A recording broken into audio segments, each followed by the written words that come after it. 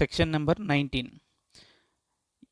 Section 19 ఏం చెప్తుందంటే job work provisions అనమాట. ఏమి లేదురా, ఇప్పుడు నేను ఉత్తేజను కదా, నేను నా ఫ్రెండ్కి ఏం చేయంటే గూడ్స్ ఇచ్చి దాన్ని కొంచెం జాబ్ వర్క్ పర్టికులర్ పని చేయమని చెప్పి జాబ్ వర్క్ ఇచ్చా మా ఫ్రెండ్కి.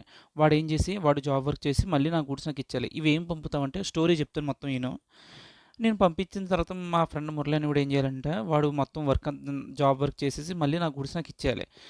ఎప్పుడు లోపల ఇవ్వాలని చెప్పి టైం లిమిట్ను సెక్షన్ 143 చెప్తుందనమాట.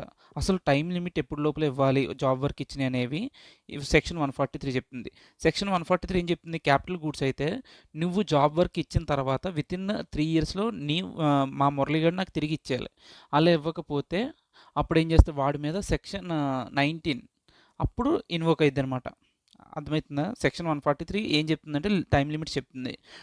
అదే క్యాపిటల్ గూడ్స్ కాకుండా ఇన్పుట్ గూడ్స్ మీద కానీ అయితే వితిన్ 1 ఇయర్లో వాడు నీకు రిటర్న్ ఇచ్చేయాలట. వితిన్ 1 ఇయర్లో ఇవ్వకపోతే అది ఏమంటాం అంటే వాడిని సప్లై అంటాం. ఫర్ ఎగ్జాంపుల్ ఏంటంటే ఇక్కడ ఇన్పుట్స్ కూడా చూడు, నేను మురళిగాడికి 1 ఏప్రిల్ 23 ఇచ్చాను గూడ్స్. అది ఎప్పటి లోపల ఇవ్వాలి నాకు తిరిగాడు? 1 ఇయర్ లోపల ఇచ్చేయాలి.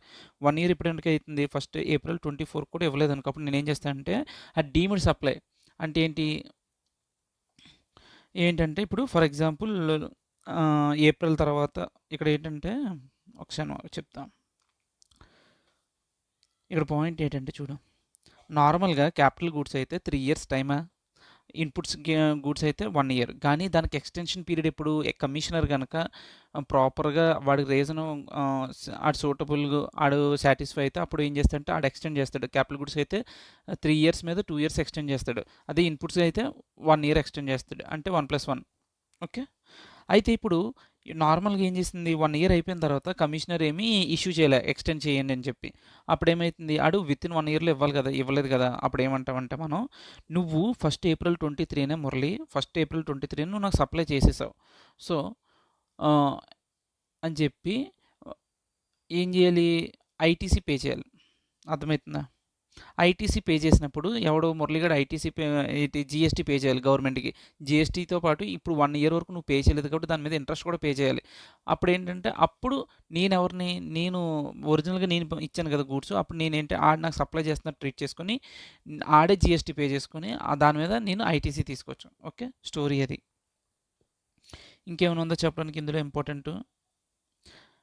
అంతే. ఇక్కడ ఏంటంటే వాడు ఇన్వాయిస్ అనేది ఇష్యూ చేయడు, డెలివరీ చలాను ఈవే బిల్ మాత్రం ఇస్తాడు. ఎందుకంటే అది ఇప్పుడు ఫస్ట్ ప్రిన్సిపల్ జాబ్ వర్కర్కి ఇచ్చినప్పుడు ఫస్ట్ టైము వాడు ఇన్వాయిస్ ఇష్యూ చేయడు. ఇన్పుట్స్ కానీ క్యాపిటల్ గుడ్స్ ఇచ్చినప్పుడు అప్పుడు ఏమి ఇస్తాడంటే డెలివరీ చలాన్ కానీ ఈవే బిల్ కానీ ఇస్తాడు. అదనమాట స్టోరీ. చూడు ఇప్పుడు ఒకసారి స్టార్టింగ్ నుంచి చదువుకొని వచ్చేద్దాం. క్యాపిటల్ గుడ్స్ అనేవి to be received within 3 years send from the principal place of business. అంటే ప్రిన్సిపల్ అంటే నేను అనుకో, ఎవడైతే principal place of business, if capital and or inputs not received within the time లేకపోతే దాన్ని ఏమంటుంటే deemed supply on the date of sent out of principal. అంటే ఏంటి, 1 ఏప్రిల్ 23 నేను పంపించాను కాబట్టి అదే ఇక్కడ సప్లై చేసినట్టు డీమ్డ్ సప్లై అంటాం అనమాట. ఓకే. నెక్స్ట్ అయితే ఇన్పుట్ గూడ్స్ మీద అయితే విత్ ఇన్ 1 ఇయర్లో వాడు పంపించాలి, send directly from principal suppliers place of business. If capital or inputs received within the time if capital and or inputs received within the time అయితే ఇది ఇక్కడ not ఉండాలి. Not received within the time అయితే అప్పుడు ఏం చేస్తాం, దాన్ని deemed supply on the date of received by job worker. ITC not required to be reversed by the principal when goods are sent on job work, and such goods should be sent under the cover of delivery challan or e-way bill even if goods are directly received by the job worker, or ITC can be availed by the principal. అర్థమైందా ఏమన్నా? ITC ఇప్పుడు నేనేమన్నా అంటే inputs నేను receive చేసుకోవాలా, నా job వర్కర్కి ఇచ్చేసాను. అలా అని చెప్పి నువ్వు ఐటీసీ రివర్స్ చేయాల్సిన అవసరం లేదు. ఎవరికి పాయింట్ చెప్తున్నారు? ప్రిన్సిపల్కి. ఎందుకంటే నువ్వు నీ జాబ్ వర్కర్కి ఇచ్చినా అది నువ్వు ఐటీసీ క్లెయిమ్ చేసుకోవచ్చు అని చెప్తున్నాడు. కానీ నువ్వేమి ఇవ్వాలి వాడికి, సెంట్ అంటారా డెలివరీ చలాన్లో కానీ ఈవే బిల్లో కానీ నువ్వు ఇచ్చినప్పుడు వాటి మీద నువ్వు ఐటీసీ తీసుకోవచ్చు అని చెప్తున్నాడు. అంతే. నెక్స్ట్ ఎడిషనల్ పాయింట్స్ ఏంటంటే job worker can avail ITC with respect to inputs and input services used for job work. ఈ జాబ్ వర్కర్ కూడా వాడు తీసుకున్న ఇన్పుట్ సర్వీసెస్ మీద కూడా వాడు ఐటీసీ క్లెయిమ్ చేసుకోవచ్చు జాబ్ వర్కర్ పాయింట్ ఆఫ్ వ్యూలో. నెక్స్ట్ చూస్తే ఏముంది, if processed goods or capital goods are return by the job worker after 1 year తర్వాత నువ్వు ఇస్తే ఆర్ 3 ఇయర్స్ అంటే ఏంటి 1 ఇయర్ అనేది ఇన్పుట్ సర్వీసెస్ అంతే కదా! Inputs, input goods. అదే క్యాపిటల్ గూడ్స్ మీద 3 years. It is treated to be 1 year గాని, 3 ఇయర్స్ అయిపోయిన తర్వాత వాడిస్తే దాన్నేమంటారంటే న్యూ సప్లై అంటామంట by job worker and chargeable to GST. Job worker new supply చేసినట్టు అనుకుని అది chargeable to GST which can be availed as ITC by the principal. అప్పుడు ప్రిన్సిపల్ ఏదైతే మన జాబ్ వర్కర్ జీఎస్టీ పే చేస్తాడో అది నేను ఐటీసీ కింద తీసుకోవచ్చు. ఎందుకంటే ఇది ఎవడి వల్ల వస్తున్న లాస్ మనకి మన జాబ్ వర్కర్స్ కరెక్ట్‌గా టైం చేయకపోవడం వల్ల. సో, అందువల్ల నాకు లాస్ వచ్చింది కాబట్టి అది నేను ఐటీసీ తీసుకోవచ్చు. జీఎస్టీ మాత్రం ఆడే పే చేస్తాడు. ఓకే. ఆడి దగ్గర వసూలు చేస్తాం. ఇప్పుడు దీన్ని ఎక్స్టెండ్ చేసుకునే రైట్ ఎవరి దగ్గర ఉంటది? కమిషనర్ అనేవాడు for a further period not exceeding 1 year or 2 years respectively. ఇప్పుడు ఆడిది గనక సఫిషియెంట్ కాజ్ బీయింగ్ షోన్ కమిషనర్‌కి సఫిషియెంట్ కాజ్ అని చూపిస్తే ఆడేం చేస్తాడు క్యాపిటల్ గూడ్స్ మీద 2 ఇయర్స్ ఎక్స్టెండ్ చేస్తాడు. ఇన్పుట్ గూడ్స్ మీద 1 ఇయర్ ఏంటి ఎక్స్టెండ్ చేస్తాడనమాట. If job worker is not registered, ఒకవేళ జాబ్ వర్కర్ గనక రిజిస్టర్ కాకపోతే principal should declare job workers place as an additional place of business of principal. ఒకవేళ నీ జాబ్ వర్కర్కి ప్లేస్ లేదనుకో, అసలు రిజిస్టర్డ్ కాదనుకో, అప్పుడు ఏం చేస్తా అంటే ప్రిన్సిపల్కి వేరే లొకేషన్లో బిజినెస్ రన్ చేస్తున్నట్టు అప్పుడు ప్రిన్సిపల్ ఈ జాబ్ వర్కర్కి అడ్రస్ ఇవ్వాలి. Job workers place as an additional place of business of principal. Principal యొక్క ఎడిషనల్ ప్లేస్ ఆఫ్ బిజినెస్ అని చెప్పి జాబ్ వర్కర్స్ యొక్క ప్లేస్ ఇవ్వాలి. Jurisdictional officer must intimated about the job work contract. ఈ first ఏంటంటే jurisdictional ఆఫీసర్కి కొంచెం హింట్ ఇవ్వండి, ఇలా జాబ్ వర్క్కి పంపించాను అని. Intimated about the job work contract, మా ఆడికి నాకు జాబ్ వర్క్ కాంట్రాక్ట్ ఉందని చెప్పి నువ్వు జ్యూరిస్డిక్షనల్ ఆఫీసర్కి ఇన్ఫామ్ చేయి. నెక్స్ట్ ఏం చెప్తున్నాడు, process goods may be bought back to the principal place or can be sold directly from the job workers place. ఏముంది ఇందులో? ఏమీ లే. ఇప్పుడు ప్రిన్సిపల్ మళ్ళీ జాబ్ వర్కర్ దగ్గర నుంచి వీడి దగ్గరికి తెచ్చుకోవాల్సిన అవసరం లేదు. జాబ్ వర్కర్ ప్లేస్ నుంచి అమ్మేచ్చు వాడి దగ్గర ఉన్న గూడ్స్ అన్ని. లేదంటే వెనక్కి తెప్పించుకోవచ్చు. కానీ ఇక్కడ ఏంటంటే ఇంపార్టెంట్ ఇందులో return in form GST ITC 04 ఏం చెప్తుందంటే అసలు ఐటీసీ 4 ఎప్పుడు వేస్తాం? నార్మల్గా ప్రిన్సిపల్ ఏం చేస్తాడు, జాబ్ వర్కర్కి ఇస్తాడు అండ్ జాబ్ వర్కర్ దగ్గర నుంచి రిసీవ్ చేసుకుంటాడు. ఏ వ్యక్తి అన్నా సరే ఇలాగ జాబ్ వర్కర్ పంపించి వాడి దగ్గర రిసీవ్ చేసుకుంటే వాడు ఏం చేయాలంటే return in form GST ITC 04లో వాడు రిటర్న్ వేసుకోవాలి. ఓకేనా? ఒక్కసారి రివైజ్ చేసుకోవచ్చు. అసలు ఇదంతా థియరీ. ఒక థియరీ క్వశ్చన్ అడగలడు కానీ దీని మీద నాకు క్వశ్చన్లు ఏమి దొరకలేదు. నార్మల్గా ఏం తెలుసు, జాబ్ వర్కర్కి ఒక ప్రిన్సిపల్ జాబ్ వర్కర్కి ఇచ్చినప్పుడు ఏం చేయాలంటే క్యాపిటల్ గుడ్స్ మీద అయితే 3 ఇయర్స్లో మళ్ళీ రిటర్న్ తీసేసుకోవాలి వాడి దగ్గర నుంచి. లేదు ఇన్పుట్ గుడ్స్ అయితే 1 ఇయర్ లోపల రిటర్న్ చేసుకోవాలి. దానికి ఎక్స్టెన్షన్ పీరియడ్ ఏంటి, క్యాపిటల్ గూడ్స్ అయితే 2 ఇయర్స్ పెంచుతున్నాడు, ఇన్పుట్స్ మీద అయితే 1 ఇయర్. ఓకే. ఇప్పుడు మనకేమైంది, ఇది అయిపోయింది. నెక్స్ట్ ఇంకోటి ఏంటంటే సప్లయర్ ఎప్పుడైతే job worker with in the time ఇవ్వకపోతే దాన్ని సెపరేట్ సప్లై కింద ట్రీట్ చేసుకొని సారీ నీ జాబ్ వర్కర్ ఏం చేయాలి, జీఎస్టీ పే చేయాలి. దాన్ని నీ ప్రిన్సిపల్ కూడా ఐటీసీ తీసుకోవచ్చు దాని మీద. ఇంకోటి ఏం నేర్చుకున్నాం, సప్లై ఎప్పుడైతే ఇస్తాడో ఈవెన్ దో ఇన్పుట్స్ అనేవి నీ జాబ్ వర్కర్ రిసీవ్ చేసుకున్న ప్రిన్సిపల్ అనేవి కూడా ఏం తీసుకోవచ్చు దాని మీద ఐటీసీ తీసుకోవచ్చు. ఇంకోటి ఏం చూసాం, ప్రిన్సిపల్ ఎప్పుడైతే సప్లై ఇస్తాడో ఎవరికి జాబ్ వర్కర్ దాన్ని డెలివరీ చలనాల్లో కానీ ఈవే బిల్లో కానీ ఇవ్వాలి. నెక్స్ట్ ఏంటి, ఇంకా కమిషనరేట్ ఆడికి సఫిషియంట్ ఏంటి కాజ్ ఉన్నప్పుడే వాడు ఏం చేస్తాడు, ఎక్స్టెండ్ చేస్తాడు. ఒకవేళ నీ జ్యూరిస్డిక్షనల్ ఆఫీసర్కి ఒకసారి ఇన్ఫామ్ చేయి, ఇలా జాబ్ వర్క్ కాంట్రాక్ట్ ఆడికి నాకు మధ్య జాబ్ వర్క్ కాంట్రాక్ట్ ఉందని. ఒకవేళ జాబ్ వర్కర్ కనుక సపరేట్ ప్లేస్ ఆఫ్ బిజినెస్ లేకపోతే జాబ్ వర్కర్ అది లేకపోతే అప్పుడు ఏం చేయాలి, ప్రిన్సిపల్ ఏం చూపించాలంటే జాబ్ వర్కర్కి ఒక ప్లేస్ని వాడి ఎడిషనల్ ప్లేస్ ఆఫ్ బిజినెస్ కింద చూపించుకోవాలి. రిటర్న్ ఎందులో వేస్తాం, ఫామ్ జిఎస్టీ ఐటీసీ 04 అంతనమాట.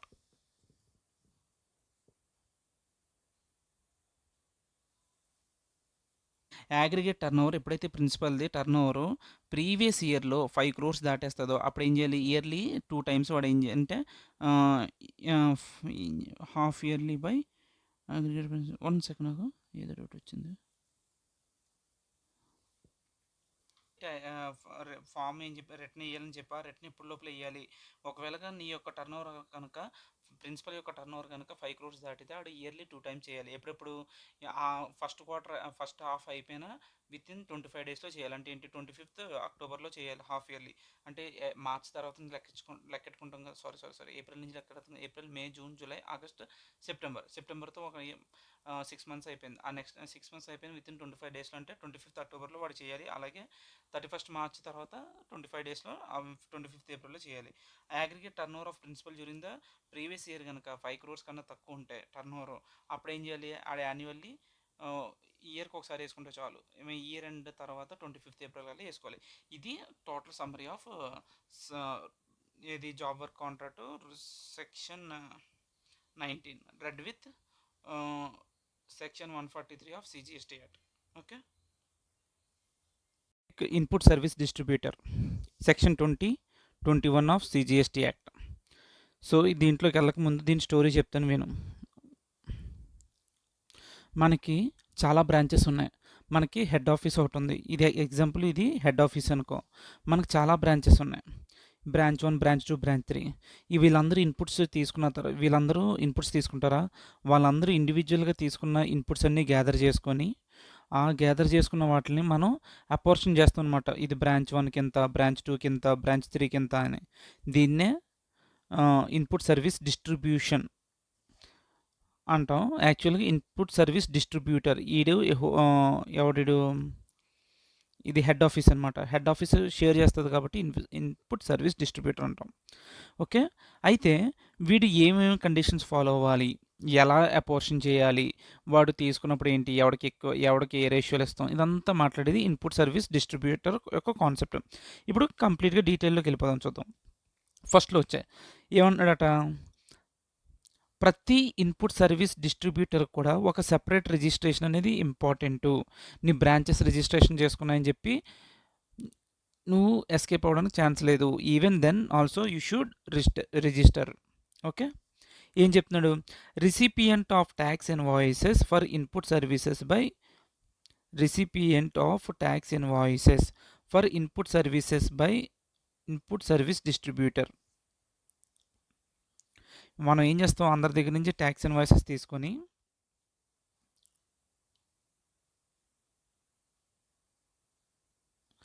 మొత్తం, అంటే ఇక్కడ ఏంటంటే పాయింట్, మనం అన్ని ట్యాక్స్ ఇన్వాయిసెస్ తీసుకుంటాం. అన్ని ట్యాక్స్ ఇన్వాయిసెస్ మనకి ఇన్పుట్ సంబంధించిన ప్రతి ఇన్పుట్ సర్వీసెస్ సంబంధించిన, ఇక్కడ మెయిన్ ఏంటంటే ఇంకోటి బాగా గుర్తుంచుకోవాలి, ఇది క్యాపిటల్ గూడ్స్ మీద రాదు. ఓన్లీ ఇన్పుట్ సర్వీసెస్ మీద ఏదైతే ట్యాక్స్ ఇన్వాయిసెస్ రిసీవ్ చేసుకుంటామో అన్ని ఇన్వాయిసెస్ గ్యాదర్ చేసి దాని మీద వచ్చిన ఐటీసీని అంతా ఇది ఏం చేస్తుంది, దీని దగ్గర పెట్టుకుంటుంది. ఫర్ ఎగ్జాంపుల్ 100 రూపీస్ వచ్చిందనుకో. ఓకే. ఇప్పుడు ఏం చేస్తుంది ఏంటి, ఈ 100 రూపీస్ ఐటీసీని బ్రాంచ్ 1కి, బ్రాంచ్ 2కి, బ్రాంచ్ 3కి అలోకేట్ చేస్తుంది అనమాట. Distribution of ITC of CGST, SGST, UTGST and IGST by issuing ISD invoice. ఏమి ఇష్యూ చేసి పంచుతుంది, నీకు పంచేటప్పుడు ISD ఇన్వాయిస్ అని ఒకటి ఇచ్చి పంచుతుంది అనమాట. బ్రాంచ్ 1 నువ్వు 50 రూపాయలు తీసుకో, నువ్వు 25 రూపాయలు తీసుకో, నువ్వు 25 రూపాయలు తీసుకో అని ఎలా చెప్తాడు అంటే, ఇది నెక్స్ట్ క్వశ్చన్. ఇది కూడా మళ్ళీ అగైన్, ఇప్పుడు ఇది కనుక ఇది ఎక్కడ ఉన్నాడు, ఇన్పుట్ సర్వీస్ డిస్ట్రిబ్యూటర్ కనుక కర్ణాటక ఉన్నాడు అనుకో. ఫస్ట్ బ్రాంచ్ ఎక్కడ ఉంది, కర్ణాటకలో ఉంది. సెకండ్ బ్రాంచ్ ఎక్కడ ఉంది, తమిళనాడులో ఉంది. దాని తర్వాత ఏపీలో ఉంది. ఓకే. ఇప్పుడు ఏం చేస్తుంటే, ఈడు కర్ణాటకలో ఉన్నాడు, ఫస్ట్ బ్రాంచ్ కూడా కర్ణాటకలో ఉన్నాడు. అప్పుడు ఏం చేయాలి, CGST, SGST, IGST అని చెప్పి ఇక్కడ ఎంతైతే మనం తీసుకుంటామో ఇక్కడ CGST, SGST, ఇంకోటి ఏంటి IGST, ఏదైతే ఎలా అయితే మనం తీసుకుంటామో అదే రేషియోలో అదే CGST, SGSTలో వీళ్ళకి సేమ్ స్టేట్స్ కాబట్టి పంచుతాం. ఇప్పుడు వీళ్ళు ఉన్నారనుకో, ఎవరు తమిళనాడులో ఉన్నారు, వీళ్ళు ఆంధ్రప్రదేశ్లో ఉన్నారు. కానీ వీళ్ళకి ఏంటంటే వీళ్ళకి ఎలా పంచాం, మరి వీళ్ళకి ఎలా పంచుతాం అంటే ఒకటే, వీళ్ళు వేరే స్టేట్స్ కాబట్టి వేరే స్టేట్స్లో ఉన్నప్పుడు IGST రూపంలో ఇస్తాం అనమాట. వీటికి IGST ఎంత 25 రూపాయలు, ఈ IGST 25 రూపాయలు అని పంపుతాం అనమాట. ఓకే. అది ఇంపార్టెంట్ తెలుసుకోవాల్సింది. వీళ్ళందరికీ ఒకటే ప్యాన్ ఉన్నా సరే సేమ్ ప్యాన్ ఉండొచ్చు. ఓకే. ఓకే. అంతే, అదే చెప్తాడు. ఇప్పుడు చూడు, ఇప్పుడు నేను ఏదైతే చెప్పాను, CGST and SGST distributed as CGST and SGST for unit. ఇక్కడ ఏదైతే CGST, SGST అయితే మనం ఏదైతే రిసీవ్ చేసుకున్నా అదే డిస్ట్రిబ్యూట్ చేయాలి for unit in the same state. ఒకే స్టేట్లో ఉంటే అదే రేషియోలో పంచుతాం. CGST, SGST, SGST కింద. మాటలు తడబడుతున్నాయి, sorry. And distributed as IGST, ఒకవేళ వేరే డిఫరెంట్ స్టేట్స్లో ఉన్నప్పుడు మాత్రం నేను ఎలా డిస్ట్రిబ్యూట్ చేయమంటున్నాడు, IGST రూపంలో డిస్ట్రిబ్యూట్ చేసే అంటున్నాడు. సేమ్ స్టేట్ అయితే సిజిఎస్టీ, ఎస్జిఎస్టీకి ఎస్జిఎస్టీ పంచుతాం. డిఫరెంట్ స్టేట్స్లో ఉన్నప్పుడు మొత్తం అంతా కూడా ఐజిఎస్టీ రూపంలో పంచుతాం. Okay. Okay. Next, input service attributable. ఇప్పుడు ఎలా పంచుతావు? ఇప్పుడు నీకు మోర్ దాన్ 1 యూనిట్ ఉంది, ఒకటే యూనిట్ ఉందనుకో, దట్ యూనిట్ ఎంటైర్లీ ఒకటి ఇప్పుడు ఇక్కడ 3 బ్రాంచెస్ అన్న ఒకటే బ్రాంచ్ ఉందనుకో, నీ టోటల్ ఉన్న ఐటీసీ మొత్తం ఒకటికి ఇచ్చేస్తావు. లేదు 2 ఆర్ మోర్ యూనిట్స్ ఉన్నప్పుడు ఏం చేయాలి? Such 2 or more units in the a రేషియోలో పంచుతాం అంటే టర్న్ ఓవర్ రేషియోస్లో పంచుతాం.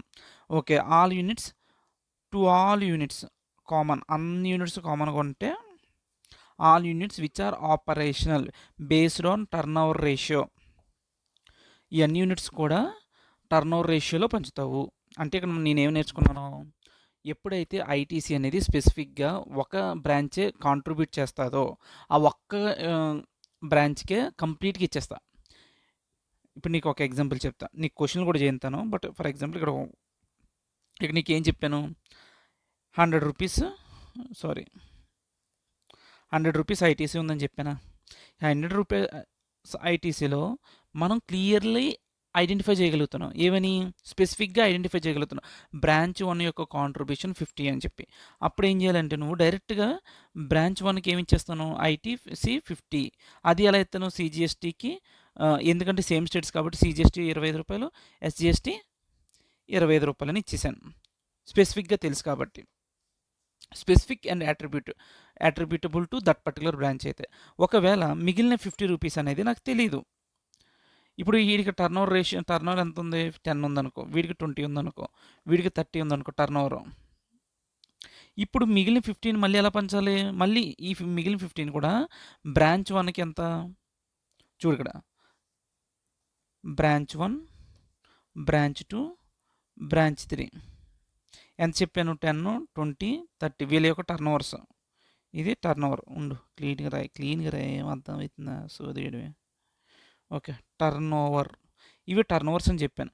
ఇప్పుడు మిగిలిన 50 రూపీస్ని కూడా అందరికీ పంచాలి. అలాగా 50 into 10/60.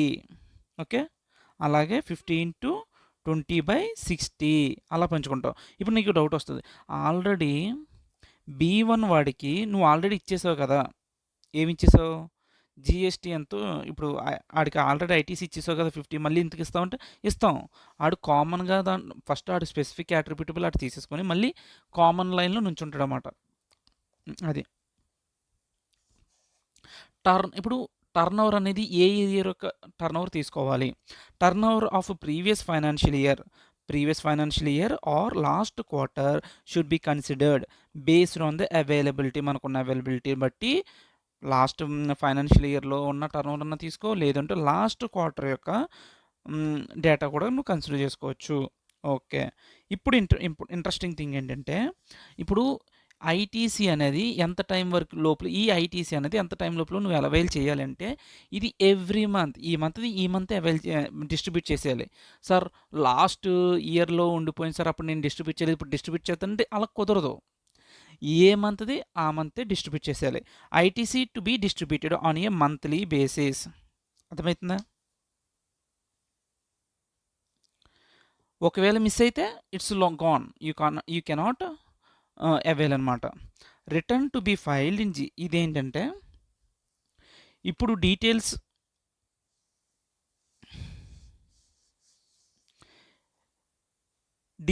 Of credit distributed to division should be mentioned. ఇక్కడ రిటర్న్ ఒక రిటర్న్ ఫైల్ చేయాలంటండి. అది ఏంటంటే, return to be filed in GSTR 6 ఎప్పుడు 13th of the month following every month. అసలు ఏంటి ఈ రిటర్న్ దేనికి సంబంధించి చేస్తామంటే, నేను ఈ నెల ఎన్ని డివిజన్స్కి ఎంత ఐటీసీ డిస్ట్రిబ్యూట్ చేశాను, ఆ కంప్లీట్ డీటెయిల్స్ అనేవి నువ్వు ఇవ్వాలి. ఎందులో ఇస్తావు? జిఎస్టీఆర్ 6లో ఇస్తావు. By the 13th of the month following every month. అంటే ఈ లాస్ట్ మంత్ యొక్క నేను ఎంత ఐటీసీని డిస్ట్రిబ్యూట్ చేశాను, దాని కంప్లీట్ డీటెయిల్స్ని form GSTR to be filed in GSTR 6లో ఫైల్ చేయాలి. ఎప్పుడు లోపల? 13th of the next 13th of the month following every month. Return to be filed by 13th of the month following every month. Every నెల 13వ తారీఖు కల్లా నువ్వు return file చేయాలి. ఓకే. ఇంకేముంది ఇక్కడ? ఒకవేళ ఎవరికైనా సరే ఎక్సెస్‌గా ఇచ్చేసామనుకో, ఇప్పుడు ఫర్ ఎగ్జాంపుల్ ఇక్కడ ఏం మాట్లాడుకున్నాం, B1 ఉంది, బ్రాంచ్ 2, బ్రాంచ్ 3 ఉంది. మనం ఏం చేసాం, బ్రాంచ్ 1 అంటే మన ఫేవరెటిజం కాబట్టి ఈడికి ఎక్కువ ఇచ్చేసాం. వీళ్ళిద్దరికి తక్కువ ఇచ్చాం. అప్పుడు ఏమైతుందంటే ఎవరికైతే ఎక్సెస్ ఇచ్చావో excess distributed ITC can be recovered by issuing ISD credit note. ఇది ఇంపార్టెంట్ బిట్ల కింద అడగచ్చు. ఏది ఇష్యూ చేస్తావు? ఐఎస్డి క్రెడిట్ నోట్ ఇష్యూ చేస్తాను. ఎందుకంటే ఆడు ఎక్కువ తీసేసుకున్నాడు కదా, ఆడు బ్యాలెన్స్ తగ్గించాలి కాబట్టి డెబిట్ బ్యాలెన్స్ కాస్త తగ్గించడానికి క్రెడిట్ నోట్ ఇస్తున్నాను. అలా గుర్తుంచుకో. ఓకే. ఇప్పుడు ఎవరికైతే షార్ట్ ఫాల్ ఉందో ఆడికి ఏం చేయాలి? ఆడికి ఇవ్వాలి. ఆడికి ఎలా ఇస్తాను? ఎవరికైనా ఇచ్చేటప్పుడు ఐఎస్డి ఇన్వాయిస్ ఇష్యూ చేయాలి. Short fall in distribution can be distributed using ISD invoice, input service distribution invoice. ఇక్కడ కూడా అది చెప్పా. ఎప్పుడైతే నువ్వు డిస్ట్రిబ్యూట్ చేస్తున్నావో ఇన్పుట్ సర్వీస్ డిస్ట్రిబ్యూషన్ ఇన్వాయిస్ అనేది ఇవ్వాలి. ఓకే, ఇక్కడ వరకు క్లియరా? Distributed credit should not exceed the credit available. నువ్వు ఏదైతే డిస్ట్రిబ్యూట్ చేస్తున్నావో నీ దగ్గర ఉన్నదే ఇవ్వాలి. ఐటీసీ ఉన్నదానికన్నా ఎక్కువ ఇవ్వలేవు కదా, అదే చెప్తున్నాడు. Should not exceed the credit available. నీ దగ్గర ఎంత క్రెడిట్ ఉందో అంతే డిస్ట్రిబ్యూట్ చెయ్యి. If the ISD has distributed excess credit, ఎవరికైనా అలా ఎక్కువ ఇచ్చేస్తే the excess can be recovered from the recipient with interest. ఎవరికైతే ఎక్స్ట్రా ఇచ్చావో వాడి దగ్గర నువ్వేం చేయొచ్చు? ఇంట్రెస్ట్తో వసూలు చేయొచ్చు. ISD should obtain compulsory registration. ఎవడు? ఈ హెడ్ ఆఫీస్ అని చెప్పాను కదా, ఎవడు? ఈ బొమ్మలో ఉంటుంది ఇది. ఈ హెడ్ ఆఫీస్లో ఉన్నవాడు మాత్రం ఏం చేయాలి? ISD should obtain compulsory registration irrespective of their aggregate turnover. నా అగ్రిగేట్ టర్నోవర్ ఉంది కదండి, నేను రిజిస్ట్రేషన్ చేయించుకోవాల్సిన అక్కర్లేదు అని ఇలాంటి కబుర్లు చెప్పుకో. వెళ్ళి కంపల్సరీగా నువ్వేం చేయాలి? రిజిస్ట్రేషన్ అనేది తీసుకో. ఓకే. ఇప్పుడైతే ఇక్కడ టర్నోవర్ యాజ్ పర్ ఈ ఇన్పుట్ సర్వీస్ డిస్ట్రిబ్యూషన్ సంబంధించి ఏదైతే టర్నోవర్ క్యాలిక్యులేషన్ ఉందో ఈ టర్నోవర్కి స్పెసిఫిక్గా ఒక రూల్ చెప్తున్నాడు. While computing turnover under rule 42. ఇంకో 42 అనేది మనం ఎక్కడ ఇన్పుట్ సర్వీసెస్ సంబంధించి, 43 అనేది క్యాపిటల్ గూడ్స్ సంబంధించి, సెక్షన్ 20 అంటే ఇప్పుడు మనం మాట్లాడుకునేది. ఓల్డ్ ఇండైరెక్ట్ ట్యాక్సెస్లో ఉన్న excise duty, central taxes, sales tax, value added tax should be excluded. Also value of supply of duty credit scripts should be excluded. దీనికి ఒక స్టోరీ చెప్తాను. వాల్యూ ఆఫ్ సప్లైలో నీకు గుర్తుంటే నీకేం చెప్పాను? టర్నోవర్లో అన్ని ట్యాక్సెస్ కూడా కలిపేయండి, అది కూడా మీకు టర్నోవర్ అవుతుంది, అది వాల్యూ అవుతుంది కాబట్టి అన్నాం.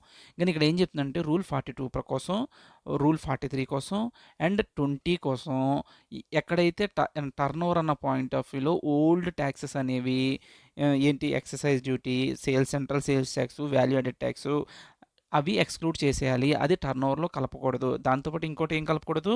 డ్యూటీ క్రెడిట్ స్క్రిప్ట్స్ కూడా కలపకూడదు. ఓకే, అర్థమైందా? అయితే ఇక్కడతో ఇన్పుట్ సర్వీస్ డిస్ట్రిబ్యూషన్ అన్న కాన్సెప్ట్ అయిపోయింది. ఇదే కాన్సెప్ట్ మీద ఇప్పుడు ఏవైతే నేర్చుకున్నా మళ్ళీ ఒక థియరీ క్వశ్చన్ చేద్దాం, అప్పుడు నీకు ఇంకా బెటర్గా గుర్తుంటుంది. క్వశ్చన్ నెంబర్ 7, స్టడీ మెటీరియల్ ఉన్న క్వశ్చన్ నెంబర్ 7 ఏం చెప్తుంది? State the conditions that need to be followed by an input service distributor for distribution of credit. Okay, నార్మల్గా జనరల్గా మాట్లాడితే నీకు ఏం పాయింట్స్ గుర్తున్నాయి? జనరల్గానే మాట్లాడు. క్వశ్చన్ చూపించాను కదా, ఒక క్షణం ఆగు. చూడు, ఇక్కడ నేను ఏదైతే చదివానో దానికి మళ్ళీ ఈ ఆన్సర్కి లింక్ చేస్తాను. చూడు, ఫస్ట్ ఏం నేర్చుకున్నాం మనం? ఎప్పుడైనా సరే మనం ఐటీసీ మన బ్రాంచెస్కి పంచేటప్పుడు ఏదో ఇష్యూ చేయాలని చెప్పాను. ఏం ఇష్యూ చేయాలని చెప్పాను? Input service distribution invoice. అదే ఇక్కడ చూడు, బై ఇష్యూయింగ్ ఐఎస్డి ఇన్వాయిస్, అదొక పాయింట్ కింద చెప్పాడు. The credit can be distributed, ఒకసారి, to the recipients of credit against an ISD invoice containing prescribed details. So ఇది ఒక పాయింట్ మనం కవర్ చేసేసాం. నెక్స్ట్ ఇంకోటి ఏం చెప్పగలవా? ఇక్కడ ఈ పాయింట్ చెప్పు. ఏంటంటే ఎప్పుడైతే సేమ్ స్టేట్లో ఉన్న వాళ్ళకి సిజిఎస్టీ, ఎస్జిఎస్టీ సేమ్ విధంగా పంచుతాం, డిఫరెంట్ స్టేట్స్లో ఉన్న వాళ్ళకి సిజిఎస్టీ, ఎస్జిఎస్టీ రూపంలో పంచాము, వాళ్ళకి ఐజిఎస్టీ రూపంలో పెంచుతామని చెప్పి ఈ పాయింట్ చెప్పింది. అది ఎక్కడన్నా ఉందా అంటే yes, it will be there. ఇక్కడ చూడు ఈ point, ITC of CGST, SGST, UTGST in respect of recipient located in the same state or union territory is distributed as CGST, SGST, UTGST respectively. ఒకవేళ ITC of CGST ఏదైతే ఉందో recipient located in a different స్టేట్లో అయితే వాడికి ఎలా పంచుతావు నువ్వు? The total which were distributed to recipient ఏంటి is distributed as IGST. వేరే స్టేట్లో ఉన్నవాడికి సిజిఎస్టీ, ఎస్జిఎస్టీ, యూటీజీఎస్టీని ఎలా పంచుతున్నావు? ఐజీఎస్టీ రూపంలో పంచుతున్నాం. అదే సేమ్ స్టేట్లో ఉన్నవాడికి అయితే సిజిఎస్టీ, ఎస్జిఎస్టీ, యూటీజీఎస్టీ అనే రూపంలో పంచుతున్నాం. Okay, we completed 3 points. Okay, very good. వీళ్ళకి ఎలా పంచాలి? ఎప్పుడైతే మోర్ దెన్ 1 or 2 యూనిట్స్ ఉన్నప్పుడు వాళ్ళకి ఎలా పంచుతాం? వాళ్ళ యొక్క ఇప్పుడు చూడు, ఈ ఒక్క పాయింట్ సెపరేట్గా మాట్లాడదాం. ఒకటే యూనిట్ స్పెసిఫిక్గా అట్రిబ్యూట్ చేస్తుంది అనుకో ఐటీసీకి, వాడు ఒక్కడికే కంప్లీట్గా ఇచ్చేస్తాం. ఆడికి ఇచ్చేసిన తర్వాత ఇంకా ఎవరైతే 2 or more యూనిట్స్ ఉన్నప్పుడు వాళ్ళకి టర్న్ ఓవర్ రేషియోలో పంచాలి అని చెప్పి ఇక్కడ నేర్చుకున్నాం మనం. ఓకే, అది 3rd పాయింట్ కింద మనం గుర్తుంచుకోవచ్చు.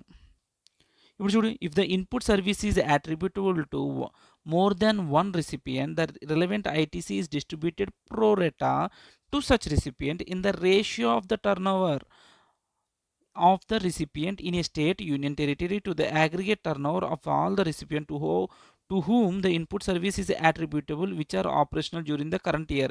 ఏదైతే ఆపరేషనల్ ఉన్నాయో వాటి యొక్క ఇన్పుట్ సర్వీస్ యొక్క టర్న్ ఓవర్ రేషియో బేస్ మీద నువ్వు పంచు అని చెప్తున్నా. అంటే ఏంటి? ఇదే పాయింట్ కదా, సింపుల్గా చెప్పానా? Very good. నెక్స్ట్ ఏంటి? ఎడిషనల్ పాయింట్స్ ఏం చెప్తున్నాడు? ఐటీసీ అనేది మంత్లీ పంచుకోవాలి, పంచుకోకపోతే తెగిపోద్ది, తెంచుకోవాల్సి వస్తుంది, అంతే కదా. ఒకవేళ ఎవ్రీ మంత్ నువ్వు యూటిలైజ్ చేసుకోకపోతే అదే ల్యాబ్స్, యూ కాంట్ యూటిలైజ్. అదే ఇప్పుడు ఎక్కడ ఉంది? ఐటీసీ టు బి డిస్ట్రిబ్యూటెడ్ అని మంత్లీ బేసిస్. అది ఎక్కడ కవర్ అయింది?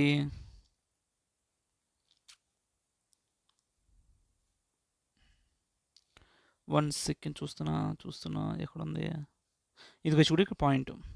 The ITC available for distribution in a month shall be distributed in the same month and the details thereof shall be furnished in the prescribed form. Okay, 7th point కూడా అయిపోయింది. మనం ఏ ఫామ్లో return అనేది every month ఏ ఫామ్లో 13th date లోపల file చేయాలి కదా. 13th of the following every month దాన్ని ఫాలో చేస్తూ నెక్స్ట్ మంత్లో పే చేయాలి. ఏంటి రిటర్న్? జిఎస్టీఆర్ 6. ఓకే, అది ఎక్కడ చెప్పాడు? అదేంటి చెప్పాడు జిఎస్టీఆర్ 6 గురించి? ఎవ్రీ మంత్ రిటర్న్ ఫైల్ చేయాలన్న పాయింట్ కవర్ చేయలేదు ఇది. యాక్చువల్లీ మనం ఎక్స్ట్రా ఇచ్చాం. నెక్స్ట్ ఏం చెప్తున్నాను? ఎక్సెస్ ఏమైనా ఉంటే ఎక్సెస్ ఇవ్వకూడదు. ఎక్సెస్ ఏమైనా ఇచ్చుంటే మనం రికవర్ చేసుకోవాలి. ఎలా రికవర్ చేసుకుంటూ? Input service distribution credit note issue చేసి. అది ఎక్కడన్నా ఉందా?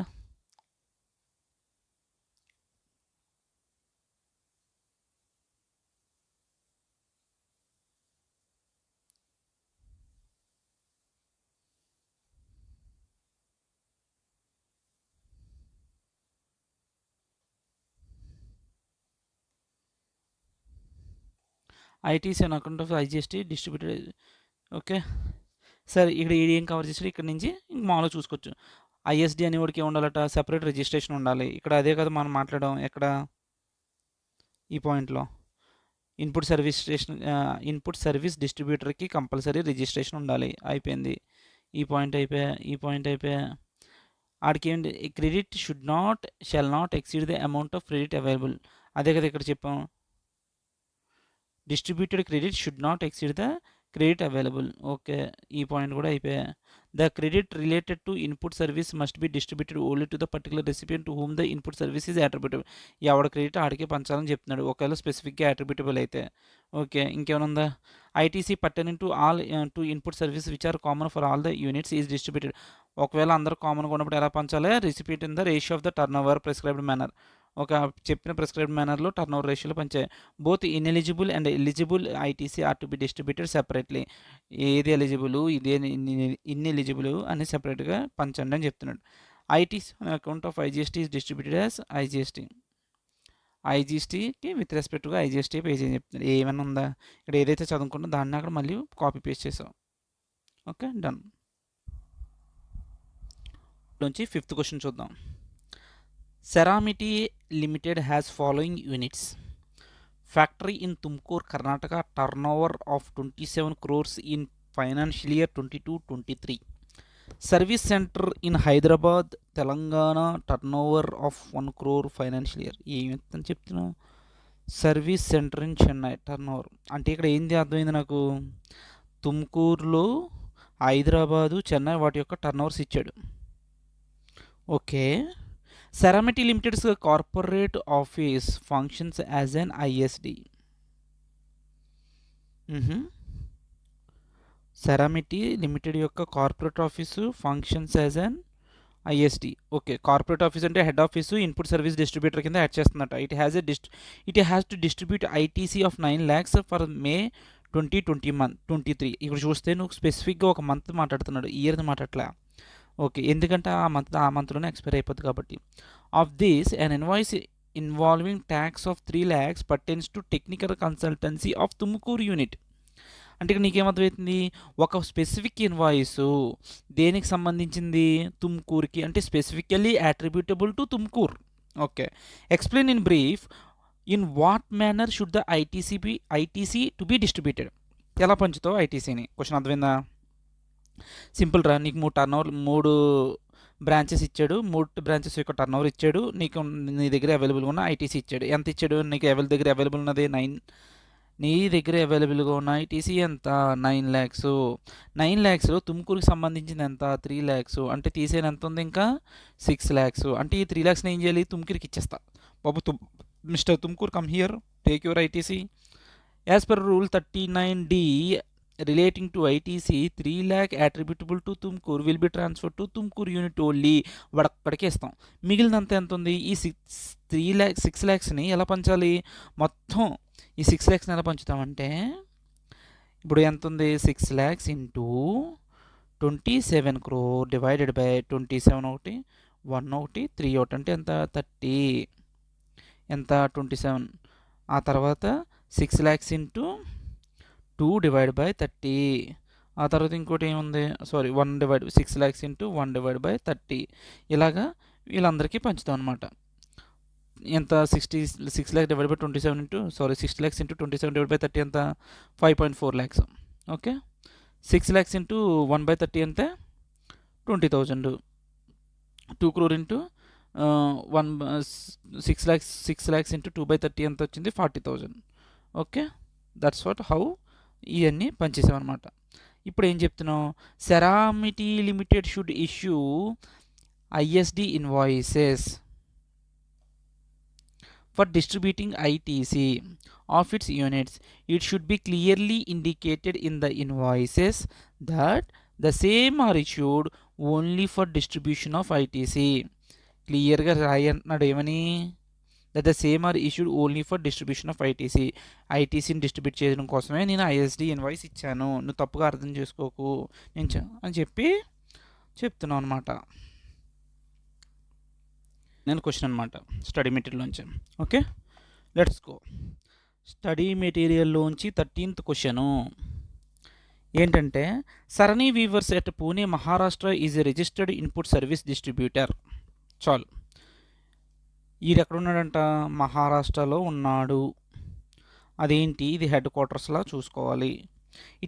Intense to distribute ITC for the month of March month distribute చేస్తున్నారు. ద ఫాలోయింగ్ డీటెయిల్స్ అనేవి అవైలబుల్ అట. ఏంటి? బ్రాంచెస్ అనేవి ఉన్నాయి. ఓకే.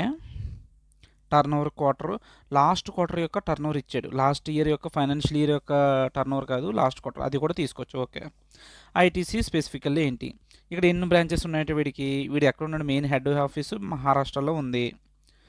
వీడికి రాజస్థాన్లో ఒక బ్రాంచ్ ఉంది, కర్ణాటకలో ఒకటి, కోసాల ఉత్తరప్రదేశ్లో ఒకటి ఉంది, మహారాష్ట్రలో కూడా ఒకటి ఉంది. అంటే నువ్వు ఇక్కడ ఒకటి వెంటనే రిలీజ్ అవ్వాలి. ఏం రిలీజ్ అవ్వాలి? హెడ్ ఆఫీస్ ఎక్కడ ఉంది? మహారాష్ట్ర. అంటే మహారాష్ట్రలో ఇంకొకటి ఎక్కడ ఉందంటే ముంబైలో ఉండాలి. ఇది ఇంపార్టెంట్. మిగిలినవి కూడా వేరే స్టేట్సే కాబట్టి దానికి ఎలా పంచుతావు? ఐజిఎస్టీ రూపంలో పంచుతావు ఐటీసీని. కానీ వీడు ఒక్కదానికి మాత్రం ఎలా పంచాలి? సిజిఎస్టీ, ఎస్జిఎస్టీ రూపంలో పంచాలి. Okay. ITC available on input services used commonly for all the branches is as under. నీ దగ్గర మొత్తం ఉన్న ఐటీసీ కామన్గా అవైలబుల్ ఎంత దాని యొక్క డీటెయిల్స్ ఇచ్చాడు. ఓకే. ఇదేమంటున్నాడట? ITC IGST pertaining to March last year was inadvertently not distributed, whether the same can be considered for consideration in March this year. Last ఇయర్లో మార్చ్ మంత్ది ఇప్పుడు మనం ఈ ఇయర్ ఈ మంత్ మార్చ్ చూస్తున్నాం. లాస్ట్ ఇయర్లో March నువ్వు తీసుకోలేదంటే ఇప్పుడు తీసుకోవచ్చు అంటే తీసుకోకూడదు, కుదరదు, అలాగా వెళ్ళిపోయి ఇంటికి, అలా మీ ఇవ్వం అని చెప్పి చెప్పేయాలి. మొఖం మీద మొహమాట పడకూడదండి, చెప్పేయాలి. అదే చూడు ఇక్కడ 4th పాయింట్లో ITC of 10,000 March cannot be distributed in March this year as ITC available for distribution in a month to be distributed in the same month. ఆ మంతే పంచిపెట్టాలి నువ్వు. Okay. Madhugiri Karnataka branch uses input services to manufacture exempted supplies. Madhugiri అని కూడా ఏంటట, exempted ప్రొడక్ట్స్ని తయారు చేస్తున్నాడట. ఇప్పుడు ఒక interesting point, ఇక్కడ ఒక క్వశ్చన్ అడుగుతాను చెప్పు. ఇప్పుడు వీడు ఎగ్జామ్టెడ్ ఐటమ్స్ వాడుతున్నాడండి, వీడికి ఐటీసీ ఇస్తావా ఇవ్వ అని చెప్పి ఆలోచించకూడదు. నీకు ఐటీసీ ఉందా, వాడు టర్నర్ రేషియోలో పంచేమన్నాడు, ఎక్కడైనా చెప్పాడు నీకు ప్రొవిజన్లో వాడు ఎగ్జామ్టెడ్ సప్లైస్ ప్రొవైడ్ చేస్తే వాడికి ఐటీసీ ఇవ్వద్దు అని చెప్పి చెప్పలేదు, కాబట్టి వీడికి ఇచ్చేస్తాం. Okay, important. Services to manufacture exempted products turn over excludes duties taxes payable to central and state. Okay, ఎందుకు టర్న్ ఓవర్లో ఏమి ఇంక్లూడ్ అవ్వకూడదు? ఎక్సైజ్ ట్యాక్స్, ఓల్డ్ ట్యాక్సెస్ ఏవి కూడా ఇంక్లూడ్ అవ్వకూడదు. Okay, determine the manner of input tax distribution. Okay, మనం ఏం చేస్తామంటే ఫస్ట్ ఒక్క ఊరికి వెళ్దాం. ఫస్ట్ ఊరు ఎక్కడికి వెళ్దాం? గంగానగర్ బ్రాంచ్కి వెళ్దాం. ఫస్ట్ పాయింట్ కింద పెట్టుకుందాం గంగానగర్ బ్రాంచ్ అని. ఏం చెప్తున్నాం? మిస్టర్ గంగానగర్ బ్రాంచు ఏం చెప్తున్నాడు? నాకు స్పెసిఫిక్గా యాట్రిబ్యూటబుల్ ఐటీసీ నాకు ఇంత వస్తుంది అని చెప్పాడు పద్ధతిగా. కానీ ఇది ఏ ఊరు? రాజస్థాన్, వేరే రాష్ట్రం. మనది ఏ రాష్ట్రం? మహారాష్ట్ర. ఇది వేరే రాష్ట్రాలు కాబట్టి మనం సిజిఎస్టీ ఎస్జిఎస్టీలో ఇస్తామా, ఒకటే ఐజిఎస్టీలో కొడతామా, ఐజిఎస్టీలో పంచుతాం. మొత్తం ఎన్ని కలిపితే ఎంత వచ్చింది? 18 lakhs వచ్చింది. అంటే వీడికి ఐటీసీ ఇస్తాం. ఎంత ఇస్తాం? 18 lakhs ఇస్తాను, కానీ ఐజిఎస్టీ రూపంలో ఇస్తాను. టోటల్ జిఎస్టీ క్రెడిట్ 18,000 అనేది రాజస్థాన్లో ఉన్నవాడికి ఇస్తాను. ఎలా ఇస్తాను? Will be distributed as IGST credit of 18,000 only to ఎవరికి? గంగానగర్ బ్రాంచ్. ఇలా ఎందుకు ఇచ్చామంటే వాళ్ళు డిఫరెంట్ స్టేట్స్లో ఉన్నారు కాబట్టి. Okay, first point clear. Next మధుగిరికి వెళ్దామా? మధుగిరికి పక్కన పెట్టు. ఇక్కడ కూడా స్పెసిఫిక్గా చెప్పాడు కదా క్లాసు. ఈ క్లాస్కి వెళ్దాం. ముంబై బ్రాంచ్కి వెళ్దాం. ముంబై బ్రాంచ్ అనేది ఎక్కడ ఉంది? మహారాష్ట్రలో ఉంది. నా హెడ్ ఆఫీస్ ఎక్కడ ఉంది? మహారాష్ట్రలో ఉంది. సేమ్ స్టేట్స్ కాబట్టి వీడికి ఎలా ఉందో అలాగే పంచుతాం. ఓకే, ఎలా పంచుతావు?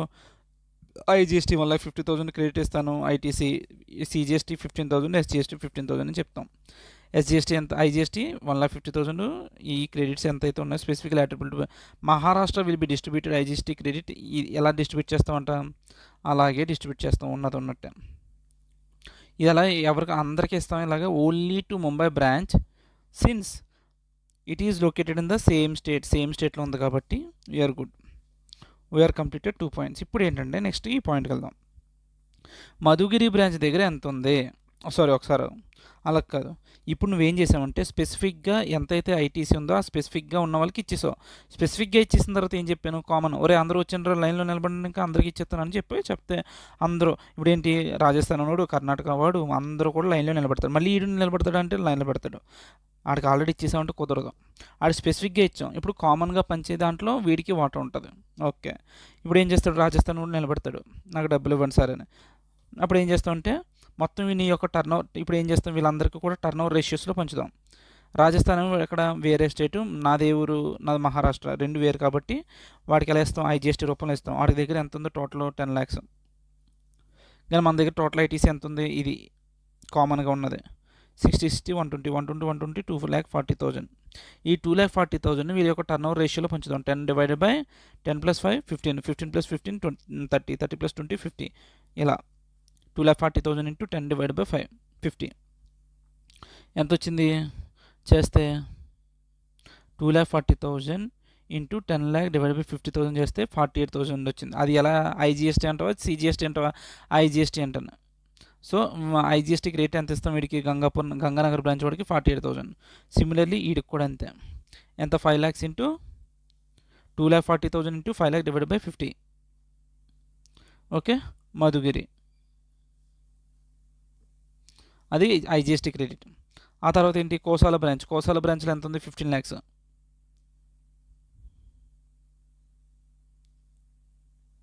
ఇక్కడ నువ్వు తెలుసుకోవాల్సింది ఏంటి, ఈవెన్ ఎగ్జామ్టెడ్ సప్లైస్ ప్రొవైడ్ చేసినా సరే వాడికి ఐటీసీ ఇస్తాము అని రాసాం. నెక్స్ట్ ఏంటి, కోసల్ బ్రాంచ్ వాడు ఎవడో ఆడెక్కడున్న ఉత్తరప్రదేశ్ ఉన్నాడు, వీడికి అంతే. 15 lakhs 2,50,000 into 2,40,000 into 15 lakh divide by 50 lakhs ఎంత వచ్చింది, 72,000 ఇచ్చేసాను, అయిపోయింది. నెక్స్ట్ ఎక్కడికి వెళ్తాం, ముంబై బ్రాంచ్. ఇది ఇంపార్టెంట్. ముంబై వాడు ఎక్కడ ఉన్నాడు, మహారాష్ట్ర. మన హెడ్ ఆఫీస్ ఎక్కడ ఉంది, మహారాష్ట్ర. అయితే వీడికి ఎలా పంచాలి, ఈ కామన్ ఐటీసీని కూడా విత్ రెస్పెక్ట్గానే పంచుతాం. ఎంత, ఇక్కడ 60,000 ఉందా వీడికి, ఓకే. అంటే వీడి యొక్క ఇప్పుడు వీడికి ముంబై బ్రాంచ్ వాడికి టోటల్ టర్న్ ఓవర్ ఎంత ఉంది, 20 lakhs. బట్ వాడికి ఎలా పంచాలి, ఎలా పంచుతామంటే ఇక్కడ నీకు మొత్తం 2,40,000 ఐటీసీ అని తీసుకోకూడదు వీడికి. ఎలా తీసుకుంటామంటే ఓన్లీ స్పెసిఫిక్గా 60,000 సెపరేట్ చేసి 60,000 into 20 lakh divided by 50 lakhs. Next 60, ఇది కూడా అంతే. ఇది ఎంత నెక్స్ట్, అది 1,20,000 into 20 lakh divided by 50. Okay, ఇలా 3 కడతాం అనమాట. ఎంత వచ్చింది, 60,000 ఇంటూ 20 lakh డివైడ్ బై 50 ఎంత వచ్చిందంటే 24,000 ఒకటి, 24,000 ఒకటి, 48,000 ఒకటి. ఇవన్నీ ఎలా పంచుతావు, సిజిఎస్టీ, ఎస్జిఎస్టీ, ఐజిఎస్టీ కిందే పంచుతాం, ఉన్నది ఉన్నట్టే పంచుతాం. With this we're good with ISD, input service distribution మీద నీకు బెటర్ క్లారిటీ వస్తుంటుంది. Okay, thank you. ఇంకా ఏంటి, ఐటీసీలో లాస్ట్ టాపిక్ ఏంటంటే సర్క్యులర్స్. సర్క్యులర్స్ అనేవి, ఈ సర్క్యులర్స్ అన్నీ కూడా రీసెంట్గా వచ్చిన అమెండ్మెంట్స్. ఓకే, నవంబర్ 24కి అప్లికబుల్ అయ్యే, నవంబర్ 24 మే 24కి అప్లికబుల్ అయిన అమెండ్మెంట్స్ ఇవన్నీ. Okay, circular on okay, let's start. Circular on replacement of parts during warranty పీరియడ్లో ఒక ల్యాప్టాప్ కొనుక్కున్నానండి.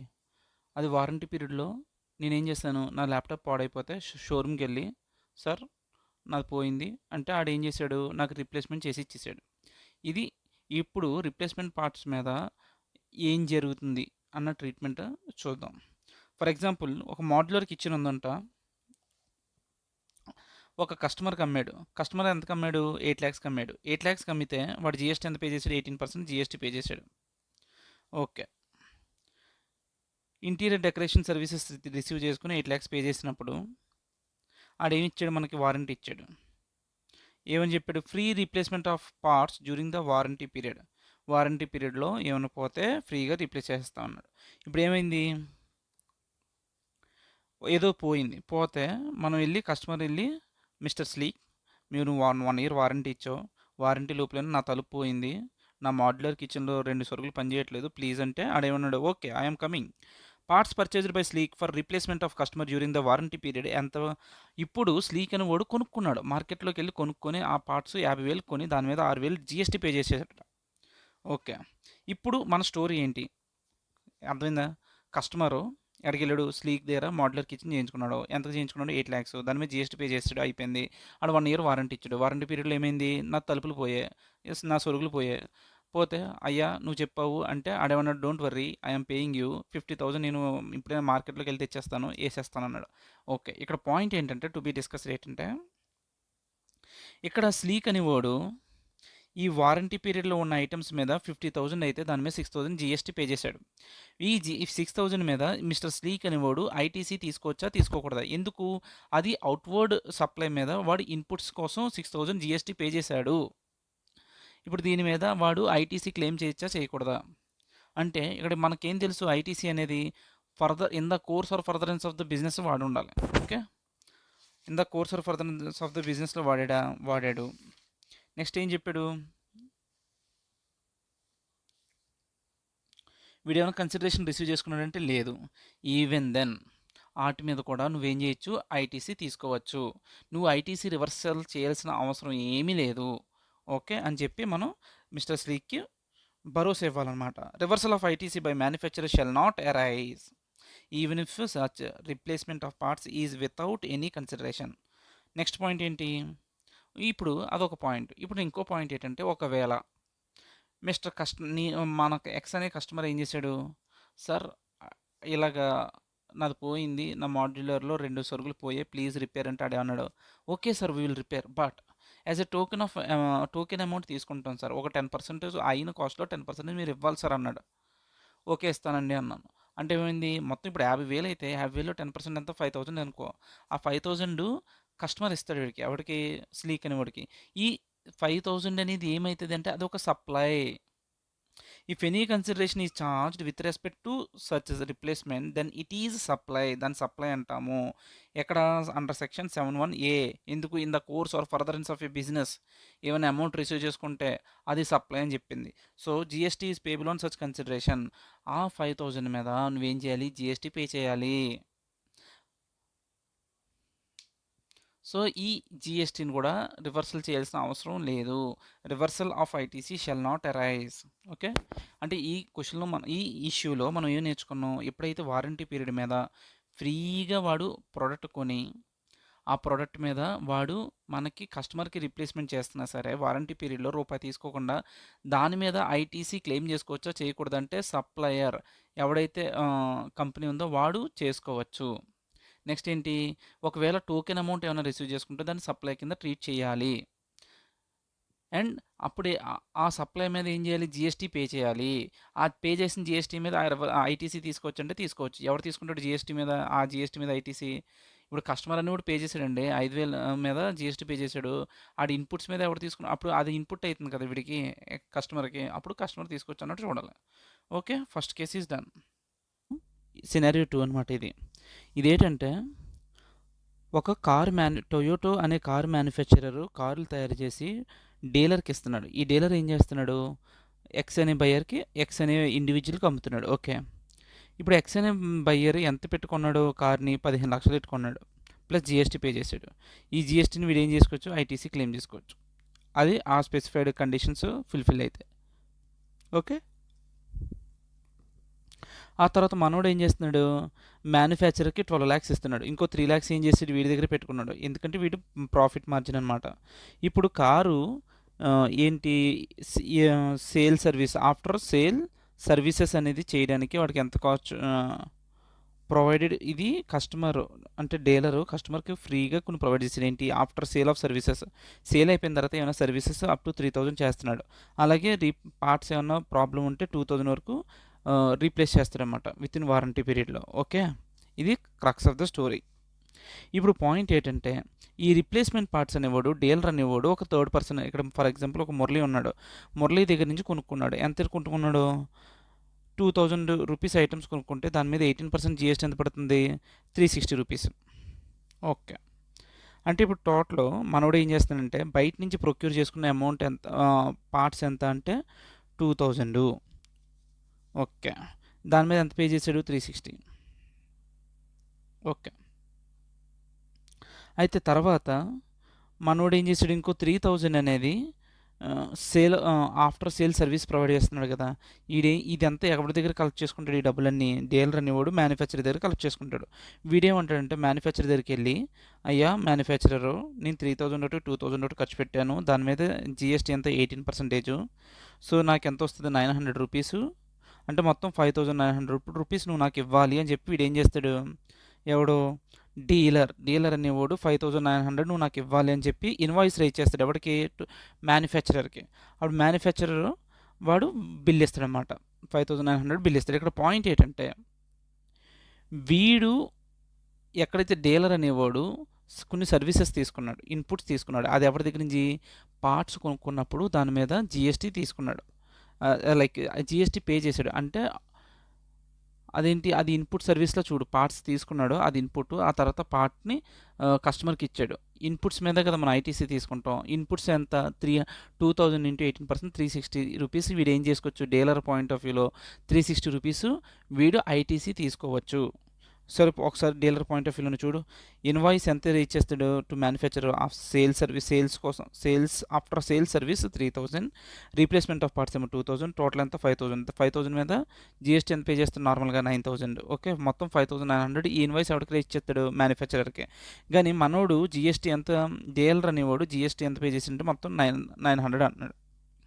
అంతే కదా. గవర్నమెంట్కి మొత్తం 5,000 సర్వీసెస్ ప్రొవైడ్ చేస్తే 5,000 సర్వీసెస్ మీద గవర్నమెంట్కి 18% పే చేయాలంటే 900 పే చేయాలి. అందులో వీడు ఐటీసీ ఎంత తీసుకోవచ్చు అంటే ఇన్పుట్స్ వీడు ఎంత తీసుకోవచ్చు? ITC available with respect to parts purchased from the third party ఎంత? మొత్తం 2,000 ఇంటూ 18% ఎంత? 360. అంతే కదా. ఐటమ్స్ మీద తీసుకున్నాడు 2018%. ఇది ఏం చేయొచ్చు వీడు తీసుకోవచ్చు, రివర్సల్ చేయాల్సిన అవసరం లేదు. ఎవరి పాయింట్ ఆఫ్ వ్యూలో, డీలర్ పాయింట్ ఆఫ్ వ్యూలో. No reversal of ITC is required by lance and dealer in case of replacement of parts. Replacement of parts మీద డీలరు తీసుకోవచ్చు. నార్మల్గా ఇది సేమ్ ఇందాక సీనే. డీలర్ ఏమన్నా సరే పార్ట్స్ కొనుక్కున్నప్పుడు దాని మీద ఐటీసీ తీసుకోవచ్చు అంటే తీసుకోవచ్చు. ఓకే. ఆ తర్వాత ఇప్పుడు మ్యానుఫ్యాక్చర్ పాయింట్ ఆఫ్ వ్యూలో చూస్తే మ్యానుఫ్యాక్చర్ బిల్ ఎంత వచ్చింది 5900. ఓకే, ఇప్పుడు ఈ 5900 బిల్ పే చేస్తాడు. అంటే ఈ ఐటీసీ ఎంత పే చేస్తున్నట్టు ఎక్స్ట్రా. మామూలుగా 5000 అన్నది వాల్యూ అయితే ఇంకో 900 జిఎస్టీ. అంటే నా 900 మీద వీడి ఐటీసీ తీసుకోవచ్చు అంటే తీసుకోవచ్చు. ITC 900 can be claimed by Toyota manufacturer. ఇప్పుడు ఏం షాల్ పే టొయోటో మ్యానుఫ్యాక్చరర్ డీలర్కి ఎంత పే చేయాలి 5900 to dealer towards invoice raised by the lance and dealer. Okay, అదనమాట మొత్తం ఈ కేస్ టూలో కొత్తగా ఏమి నేర్చుకున్నాం అంటే నార్మల్గా ఈ డీలర్ పాయింట్ ఆఫ్ వ్యూ అయితే అంతా సేమే. డీలర్ ఏం చేస్తున్నాడు, థర్డ్ పార్టీ దగ్గర ఐటమ్స్ కొనుక్కున్నప్పుడు దానికి జిఎస్టీ పే చేశాడు. మొత్తం వీడు ఎంత సర్వీస్ ప్రొవైడ్ చేస్తున్నాడు 5000 ఇంటూ 18% ట్యాక్స్ కట్టి అది మ్యానుఫ్యాక్చర్ దగ్గర వసూలు చేస్తాడు. కానీ ఈ ఐటీసీ ఎంత క్లెయిమ్ చేయగలుగుతాడు డీలరు, ఎంతైతే పార్ట్స్ బయట నుంచి ప్రొక్యూర్ చేసుకున్నాడో దాని మీద మాత్రమే ఐటీసీ క్లెయిమ్ చేయగలుగుతాడు. కానీ మ్యానుఫ్యాక్చరర్ని కూడా ఎంత క్లెయిమ్ చేయగలుగుతాడు, 900 ట్యాక్స్ పే చేస్తున్నారు కాబట్టి 900 మీద కూడా వాడు వసూలు చేసుకోవచ్చు. Okay, very good, right. Next case ఏంటంటే ఇందులోనే ఇంకొక సినారియో అనమాట. ఒకవేళ ఇప్పుడు వరకు ఏం చేసుకున్నాం, రిప్లేస్మెంట్ పార్ట్స్ అనేవి థర్డ్ పార్టీ దగ్గర మనం రిసీవ్ చేసుకుంటే ఏంటి అని చెప్పాం. ఇప్పుడు ఏంటంటే నీ డీలర్కి మ్యానుఫ్యాక్చరర్ ఇస్తున్నాడు రిప్లేస్మెంట్ పార్ట్స్. అప్పుడు ఏం చేస్తావు, if replacement parts are received by lance and అంటే డీలర్కి ఫ్రమ్ మ్యానుఫ్యాక్చరర్ దగ్గర నుంచి వస్తే ఏం చేస్తావంటే నార్మల్గా చూడు, ఇక్కడ మళ్ళీ డయాగ్రామ్లోకి రా. ఇప్పుడు నీకు ఎవడిస్తున్నాడు, నీ మ్యానుఫ్యాక్చర్ ఇచ్చేస్తున్నాడు. నువ్వేమీ రేట్ చేస్తావు, రిప్లేస్మెంట్ పార్ట్స్ ఏమో 2000, ఆఫ్టర్ సేల్ సర్వీస్ ఏమో 3000. అంటే ఇప్పుడు ఈ 2000 ఎవడ పెట్టుకుంటున్నాడు డైరెక్ట్గా నీ సప్లయర్ పెట్టుకుంటున్నప్పుడు, నీ మ్యానుఫ్యాక్చర్ పెట్టుకున్నప్పుడు నీకు పడే కాస్ట్ ఎంత 3000 కదా ఆఫ్టర్ సేల్ సర్వీస్. ఆ 3000 మీద కదా నువ్వు వాడికి ఇన్వాయిస్ ఇస్తావు. సార్ ఓకే, 3000 ఇంటూ 18% ఎంత ఇవ్వాలి నువ్వు నాకు, 3450 ఇవ్వాలి. ఇన్వాయిస్ వాల్యూ 3540 ఇవ్వాలి అని చెప్పిస్తాం. ఇప్పుడు 3540 అంటే డీలర్ అనేవాడు ఐటీసీ ఎంత అవైల్ చేయగలుగుతాడు ఒకసారి. ఫస్ట్ వీడి సర్వీసెస్ మీద వీడు అవుట్వర్డ్ సర్వీసెస్ ఎంత 540, దాని మీద ట్యాక్స్ పే చేసింది. ఇన్వర్డ్స్ ఏమైనా ఉన్నాయా, ఏమీ లేవు వీడికి. అప్పుడు వీడికి ఐటీసీ ఏమైనా ఉంటుందా, ఐటీసీ ఏమి లేదు. ఓన్లీ జిఎస్టీ పేయబుల్ ఎంత అంటే 540. GST payable by the dealer ఎంత 540. ఓకే, ఇప్పుడు వీడి పాయింట్ ఆఫ్ వ్యూ చూడు, మ్యానుఫ్యాక్చరర్ పాయింట్ ఆఫ్ వ్యూ. మ్యానుఫ్యాక్చరర్లోకి బిల్ ఎంత వచ్చింది, ఐటమ్స్ మీద 3000, దీని మీద ఏమో ఎంత, ఐటమ్స్ మీద 2000, వీడి సర్వీస్ మీద 3000 ఇంటూ 18% 540 వీడికి ఇవ్వాలి. అంటే మ్యానుఫ్యాక్చరర్ డీలర్కి ఎంత ఇస్తాడు 3540. ఓకే, ఐటీసీ ఆఫ్ 540 ఏదైతే ఉందో అది can be claimed with respect to after sale service మీద 540 క్లెయిమ్ చేసుకోవచ్చు. మళ్ళీ ఇదేం చేస్తున్నాడు, మ్యానుఫ్యాక్చరరు వాడి ఇన్పుట్స్ తీసుకుంటాడు ఒక మెటీరియల్స్ ఫ్రమ్ ఎవడో ఒకటి దగ్గర నుంచి. అప్పుడు ఆ మెటీరియల్ మీద కూడా వాడు ఐటీసీ తీసుకోవచ్చు కదా 2000 ఇంటూ ఇన్పుట్స్ మీద 2000 ఇంటూ 18% ఎంత 360. సో ఆ with respect to parts procured by Toyota limited దాని మీద కూడా వాడు మ్యానుఫ్యాక్చరింగ్ చేసుకోవచ్చు. దాని మీద కూడా వాడు ఏం చేయొచ్చు, ఐటీసీ క్లెయిమ్ చేసుకోవచ్చు. No reversal of ITC is required by Toyota on the replacement of parts. ఏంటంట, no reversal of ITC is required by, ఇప్పుడు వీడు ఏం చేయొచ్చు, దేని మీద తీసుకుంటున్నాడు, ఐటీసీ 360 మీద తీసుకుంటాడు, 540 మీద తీసుకుంటాడు. దీని మీద ఏమైనా రివర్సల్ ఐటీసీని రివర్స్ చేయాలంటే మ్యానుఫ్యాక్చర్ ఎందుకు చేయాలి, అక్కర్లేదు కదా. No reversal of ITC is required by manufacture on the replacement of parts. So ఇక్కడ సమ్మరీ మనం చూసినట్లయితే ఏముంది, డీలర్ బయట నుంచి ప్రొక్యూర్ చేసుకుంటలేదు మెటీరియల్, వాడికి అయ్యే కాస్ట్ ఏంటి, వాడు ప్రొవైడ్ చేసే సర్వీస్ ఏదైతే ఉందో దాని మీద వాడు తీసుకోలేడు, అది అవుట్పుట్ సర్వీస్ మీద కాబట్టి ఇది జస్ట్ జిఎస్టీ పే చేయాలి గవర్నమెంట్కి అంతే. మ్యానుఫ్యాక్చరర్ మాత్రం ఏం చేస్తున్నాడు, ప్రొక్యూర్ చేసుకుంటున్నాడు మెటీరియల్, ప్రొక్యూర్కి అయ్యే కాస్ట్, అండ్ వీడికి ఇంటర్నల్గా ఆ ప్రోడక్ట్ అమ్మడానికి సేల్ సర్వీస్ తీసుకున్నాడు కదా ఆఫ్టర్ సేల్ సర్వీస్. సో అది కూడా వాడికి ఇన్వర్ట్ సప్లై కాబట్టి దాని మీద కూడా వాడు ఐటీసీ తీసుకోవచ్చు. అంటే 540 ప్లస్ 360 మీద వీడు ఏం తీసుకోవచ్చు, ఐటీసీ అనేది తీసుకోవచ్చు. ఇప్పుడు నెక్స్ట్ కేసు చూద్దాం. ఏంటంటే next case 100 numbers of spare parts supplied by Toyota to Lance and Toyota dealer of at the rate 2000 excluding GST 18%. After that, one spare part is used as replacement during the warranty period. ఏమన్నా అర్థమైందా? ఏం లేదు. ఇప్పుడు నీ spare parts అనేవి నీ manufacturer డీలర్కి ఎన్ని ఇచ్చాడట? 100 parts పంపించాడు. 100 పార్ట్స్ పంపితే అందులో ఒకటి వారంటీ ఇప్పుడు ఏంది, మ్యానుఫ్యాక్చరరు డీలర్కి పంపించాడు రా, ఎన్ని 100 పంపించాడు. 100 పంపితే వాడు ఏం చేశాడు, ఆడి దగ్గర పెట్టుకున్నప్పుడు ఒక వారంటీ కేసు వచ్చింది. అప్పుడు ఏం చేశాడంటే ఆ 100 ప్రొడక్ట్స్లో ఒక ప్రోడక్ట్ తీసి రిపేర్ చేసి పంపించేశాడు. ఇప్పుడు ఏం చేద్దాం అని అడుగుతున్నాడు కేసు. ఇప్పుడు డీలర్ ఏం చేస్తాడంటే నార్మల్గా డీలర్ ఏం చేస్తాడు, వీడి పార్ట్స్ అనేవి మ్యానుఫ్యాక్చర్ పంపిస్తున్నాడు, అది వాడి కాస్ట్ కాదు. వాడు పడే కాస్ట్ ఏంటంటే ఆఫ్టర్ సేల్ సర్వీసెస్ ఎంత 3000 ఇంకర్ అవుతాడు. ఆ 3000 మీద ప్లస్ జిఎస్టీ 50 ఎంత, 3000 ప్లస్ 18%, 3000 ప్లస్ 18% ఎంత, 540, అంటే 3540 రూపీస్ ఇన్వాయిస్ డీలరు మ్యానుఫ్యాక్చరర్కి పంపుతాడు. అప్పుడు ఏం చేస్తాడు, మ్యానుఫ్యాక్చరర్కి అదేంటి ఇన్వర్డ్ సప్లై, దాని మీద ఐటీసీ ఎంత 540. ఈ 540 అనేది మ్యానుఫ్యాక్చరరు ఐటీసీ క్లెయిమ్ చేసుకోవచ్చు. ఓకే, కానీ ఇక్కడ ఎవరి పాయింట్ మాట్లాడమంటున్నాను, డీలర్ పాయింట్ ఒకటే మాట్లాడు. ఓకే, అయితే డీలర్కి ఎన్ని ప్రొడక్ట్స్ పంపుతున్నాడు సప్లయరు, మ్యానుఫ్యాక్చరరు అంటే 100 ఇంటూ 2000, 2 lakhs. 2 lakhs మీద 18% ఎంత జిఎస్టీ, 2 lakhs మీద 18% జిఎస్టీ అంటే ఎంత అంటే 36,000. 2,36,000 నార్మల్గా, అంతే కదా. ఒక్కసారి 2 lakhs ఇంటూ 18% ఎంత, 36,000. డీలర్ షాల్ పే, డీలర్ ఏం చేయాలట, మ్యానుఫ్యాక్చరర్కి 2,36,000 పే చేయాలి. ఎందుకంటే చూడు, మళ్ళీ జాగ్రత్తగా చూడు, సప్లయరు ఈడు సప్లయరు, ఈడు డీలరు. సప్లయర్ ఏం చేశాడు, 100 ప్రొడక్ట్స్ పంపించాడు, పార్ట్స్. ఒక్కొక్క పార్ట్ 2,000 అన్నాడు, 2 lakh. దాని మీద జిఎస్టీ ఎంత వేసాడు, జిఎస్టీ 36,000 వేసాడు. టోటల్ ఎంత పే చేయాలి అడికి, 2,36,000 రిసిపియంట్ సప్లయర్ పే చేయాలి. ఎందుకంటే 100 పార్ట్స్ యొక్క వాల్యూ 2,36,000 కాబట్టి. ఇప్పుడు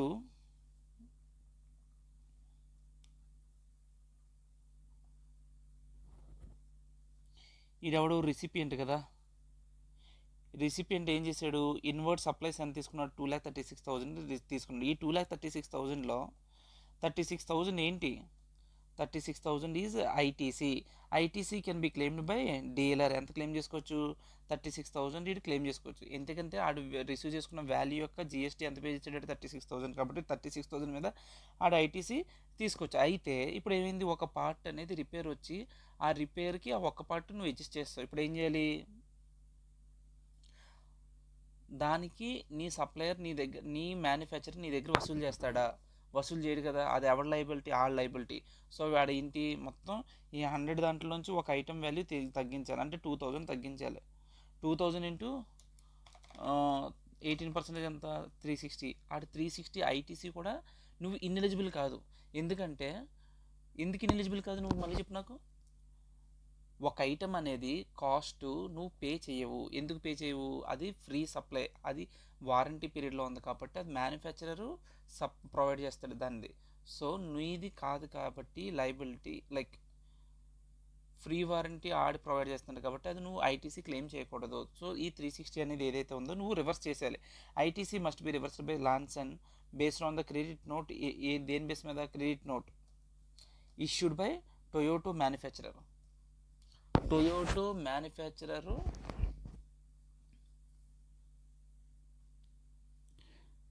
ఇష్యూ చేసిన ఒక ఐటెంకి నువ్వేం చేయాలంటే 360 రూపీస్ ఐటీసీ రివర్స్ చేయాలి.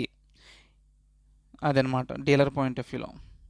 ఓకేనా, డీలర్ పాయింట్ ఆఫ్ వ్యూలో వాడు ప్రొవైడ్ చేస్తున్న సర్వీస్ 3,000 మీద ఇంటూ 18%, దాని మీద జిఎస్టీ కలెక్ట్ చేసుకోవాలి. ఎవడు, డీలర్ కలెక్ట్ చేసుకోవాలి. జిఎస్టీ కలెక్ట్ చేసుకొని జిఎస్టీ గవర్నమెంట్కి పే చేసేయాలి.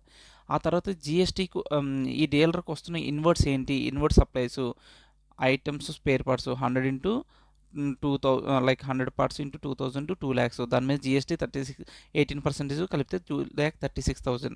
ఈ 36,000 అనేది ఆడికి ఇన్వర్ట్స్ మీద అవుతున్న ఖర్చు. ఆ 36,000 ఆడు ఐటీసీ తీసుకోవచ్చు. బట్ అగైన్ ఒక ఐటెం మాత్రం ఏమవుతుంది, ఒక ఐటము నీ సప్లయర్ ఇంకర్ అవుతాడు, అదే మ్యానుఫ్యాక్చరర్ ఇంకర్ అవుతాడు, అది నువ్వు అవ్వాల్సిన అవసరం లేదు. సో ఆడు ఏం చేస్తాడు, ఆ ఒక్క ఐటమ్ ఇప్పుడు నీ మ్యానుఫ్యాక్చర్ నీ దగ్గర ఎంత కలెక్ట్ చేసుకుంటాడు, 100 పార్ట్స్గా 99 పార్ట్స్ కంటే 99 పార్ట్స్గా నీ దగ్గర కలెక్ట్ చేసుకుంటాడు. ఒక పార్ట్ నీ దగ్గర కలెక్ట్ చేసుకోడు, ఎందుకంటే అది వాడ అప్లికేషన్ కాబట్టి.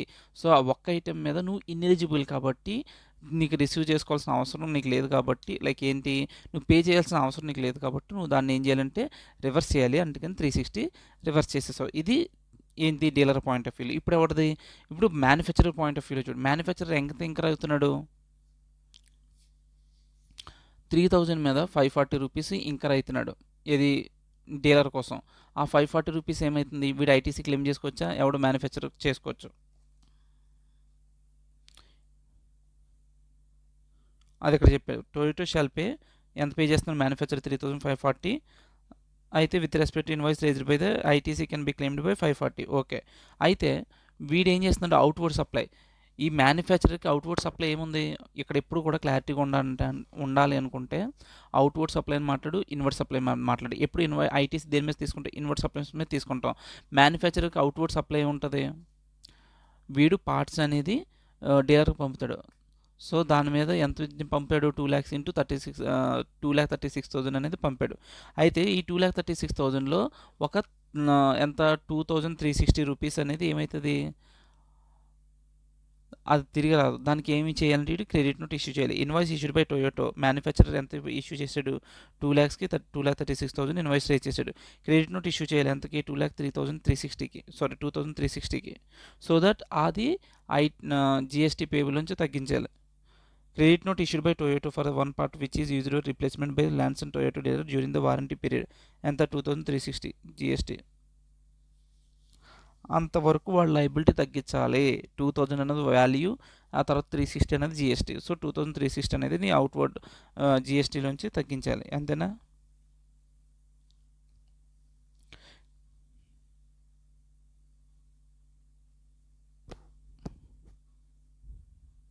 క్రెడిట్ నోట్ ఎంతకి ఇష్యూ చేస్తావంటే 2,360కి జిఎస్టీ కోసం నువ్వు క్రెడిట్ నోట్ ఇష్యూ చేస్తావు, అంతే. అంటే ఇందులో మనం నేర్చుకున్న సారాంశం ఏంటి, ఎప్పుడు కూడా బెటర్ అండర్స్టాండింగ్కి ఇన్వర్డ్ అవుట్వర్డ్. డీలర్కి ఇన్వర్డ్ ఏంటి క్వశ్చన్ చేసుకో. ఐటమ్స్ అనేది మ్యానుఫ్యాక్చర్ ఏదైతే పంపుతున్నాడో అది ఆడికి ఇన్వర్డ్ మీద వాడు ఏం తీసుకోవచ్చు, ఐటీసీ తీసుకోవచ్చు. వాడికి ఇన్వర్డ్ ఐటీసీ ఎంత పే చేశాడు, 36,000. కానీ ఒక ఐటమ్ అనేది ఎంత, వాడిది అవసరం లేదు, వాడు కాదు రెస్పాన్సిబిలిటీ, మ్యానుఫ్యాక్చర్ది కాబట్టి ఆ ఒక్క ఐటమ్ యొక్క ది 360 రూపీస్ వాడు ఏం చేయాలి, రివర్స్ చేసేయాలి, ITC reversal. Manufacturer point of view ఏంటి, వాడు తీసుకున్న ఇన్వర్డ్ సప్లైస్ 3,000 మీద 18% అంటే 540 రూపీస్ వాడు ఐటీసీ క్లెయిమ్ చేసుకోవచ్చు. This is the concept of warranty periods అనమాట. ఇక్కడతో 3 కేసెస్ అయిపోయాయి. ఇప్పుడు వారంటీ టాపిక్ అయిపోయింది. వారంటీ టాపిక్ మనం చూసింది ఏంటి, వారంటీలో ఉన్న ఐటమ్స్ డీలర్ డైరెక్ట్గా పోగొట్టుకుంటే, డీలర్ ఒక థర్డ్ పార్టీ దగ్గర కొనుక్కుంటే ఏంటి, డీలర్కి మ్యానుఫ్యాక్చర్ సపోర్ట్ చేస్తే ఏంటి అన్న యాంగిల్లో మనం అన్ని కేసెస్ చూసాం. ఇప్పుడు ఏంటంటే నెక్స్ట్ కేసు, ఇది నెక్స్ట్ సర్క్యులర్ అనమాట. యాపిల్ ఐఫోన్ ప్రో, ఒక యాపిల్ ఐఫోన్ కొనుక్కున్నామండి, దాని కాస్ట్ ఎంత, 1,59,900. దీంట్లో జిఎస్టీ ఎంత, ఇంక్లూడింగ్ 28% జిఎస్టీ, దాని మీద పడే జిఎస్టీ. యాపిల్ ఫోన్ కొనుక్కున్నప్పుడే నేనేం చేశాను, యాపిల్ కవరేజ్ అని ఒకటి, దాని కవరేజ్ పాలసీ కూడా కొనుక్కున్నా. ఇప్పుడు ఈ కవరేజ్ వాల్యూ ఎంత అంటే 15,000. సో ఇప్పుడు నార్మల్గా ఈ 15,000కి జిఎస్టీ రేట్ ఎంత పడుతుంది, 28% పడుతుందా, లేదంటే యాపిల్ కవరేజ్ కూడా సెపరేట్ పడుతుందా అంటే, ఫస్ట్ ఎప్పుడు కూడా ఫోన్ కొన్నప్పుడే నువ్వు వెంటనే కవరేజ్ ప్లాన్ కూడా తీసుకున్నావు అనుకో, అప్పుడు ఏంటంటే ఫోన్ మీద ఎంతైతే పడుతుందో కవరేజ్ ప్లాన్ మీద కూడా అంతే రేట్ ఆఫ్ జిఎస్టీ పడుతుంది. Coverage taken at the time of purchase of iPhone 15,000 tax bill 28% composite supply కింద ట్రీట్ చేసి హైయెస్ట్ రేట్ అనేది తీసుకుంటాం, అంతే కదా. కాంపోజిట్ సప్లై అంటే ప్రిన్సిపల్ సప్లై మీద పడాలి, మిక్స్డ్ సప్లైలో హైయెస్ట్ రేట్ అనుకుంటా. ఓకే, ప్రిన్సిపల్ సప్లై ఏంటి ఇక్కడ ఫోన్ కాబట్టి దాని మీద వేసుకోవచ్చు అలా అన్న. Coverage taken at the letter point of time, లేదు నేను ఇది యాపిల్ ఫోన్ కొన్నప్పుడు కాకుండా తర్వాత తీసుకున్నాను అనుకో, దాని మీద పడే రేట్ ఎంత, ఫర్ 18%. సో అప్పుడు 18% సెపరేట్ కాంట్రాక్ట్ కింద దాన్ని 18% మీద ట్రీట్ చేస్తాం. ఓకేనా? యాపిల్ ఐఫోన్ క్లారిటీ ఏమీ లేదు. కవరేజ్ కానీ ఇన్సూరెన్స్లు కానీ ఫోన్తో పాటు తీసుకుంటే ఫోన్తో పాటు దాని రేట్ తీసుకుంటాం, లేదు తర్వాత సెపరేట్గా తీసుకుంటే దాన్ని సెపరేట్గా ఉన్న జిఎస్టీ రేట్ తీసుకుని చేస్తాం. అంతే, అయిపోయింది. అయితే నెక్స్ట్ సర్క్యులర్కి వెళ్ళే ముందు ఇదేంటి చిన్న హింట్ తెలియాలి. సిబిఎస్ఈ సర్క్యులర్ ఏం చెప్తుందంటే ఐఎస్డి ఆర్ క్రాస్ ఛార్జ్. దీని మీద ఐఎస్డి అంటే ఏంటి నీకేం తెలుసు? ఐఎస్డి అంటే ఒక హెడ్ ఆఫీస్ ఉంటుంది. హెడ్ ఆఫీసు వచ్చిన ఇన్వాయిసెస్ అన్నిటి మీద ఐటీసీ కలెక్ట్ చేసుకొని అది నీ డిఫరెంట్ బ్రాంచెస్కి, బ్రాంచ్ 1కి, బ్రాంచ్ 2కి, బ్రాంచ్ 3కి అది ఏం చేస్తుంది, పంచుతుంది, ఐటీసీని డిస్ట్రిబ్యూట్ చేస్తుంది. అది ఐఎస్డి కాన్సెప్ట్. అయితే ఇప్పుడు ఇంకో కాన్సెప్ట్ ఏం మాట్లాడతామంటే నీకు ఇప్పుడు ఐటీసీ అనేది రిసీవ్ చేసుకుంటాం. అయితే ఇక్కడ ఏంటంటే ఐటీసీ, ఈ ఐటీసీ అనేది బ్రాంచ్ 1, బ్రాంచ్ 2, బ్రాంచ్ 3 అని ఉందనుకో. మనకి ఐటీసీ అనేది బ్రాంచ్ 1 అనేది రిసీవ్ చేసుకొని ఇది ఏం చేస్తుందంటే బ్రాంచ్ 3కి, బ్రాంచ్ 2కి పంచుతుంది అనమాట. దాన్ని ఏమంటే క్రాస్ ఛార్జ్ అంటాం అనమాట. అంటే ఇక్కడ ఏమవుతుంది, ఇక్కడ కూడా ఐటీసీని పంచడమే, బట్ ఇక్కడ పంచే విధానం మారుతుంది. ఇక్కడ ఇది ఐఎస్డి అని కూడా లేడు మధ్యలో.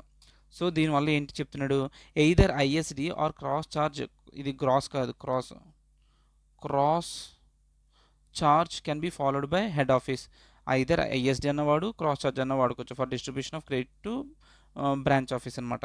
In case of cross charge, normal invoice raised by head office to branch office, the turnover ratio need not be followed, but those services should be attributable to the branch office. ఇక్కడ ఏంటి difference, దానికి దీనికి difference ఏంటంటే అక్కడ ఏమైంది, turn over ratio అనేది కావాలి ఖచ్చితంగా పంచాలి అంటే, but those services should be attributable to అక్కడ ఏంటి టర్న్ ఓవర్ రేషియో, ఐఎస్డీలో టర్న్ ఓవర్ రేషియో ఉండాలి, కానీ ఇక్కడ అక్కర్లేదు. ఇక్కడ స్పెసిఫిక్గా ఆ బ్రాంచ్ ఆఫీస్కి ఎంత అట్రిబ్యూట్ అవుతుందో తెలిస్తే సరిపోతుందని చెప్తున్నాడు.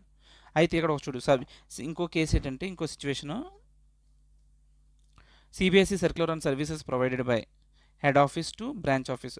హెడ్ ఆఫీస్ కనుక బ్రాంచ్ ఆఫీస్కి ప్రొవైడ్ చేస్తున్నప్పుడు ఒక థర్డ్ పార్టీ నుంచి కాకుండా హెడ్ ఆఫీసే బ్రాంచ్ ఆఫీస్కి కొన్ని స్టాక్ను పంపుతుంది.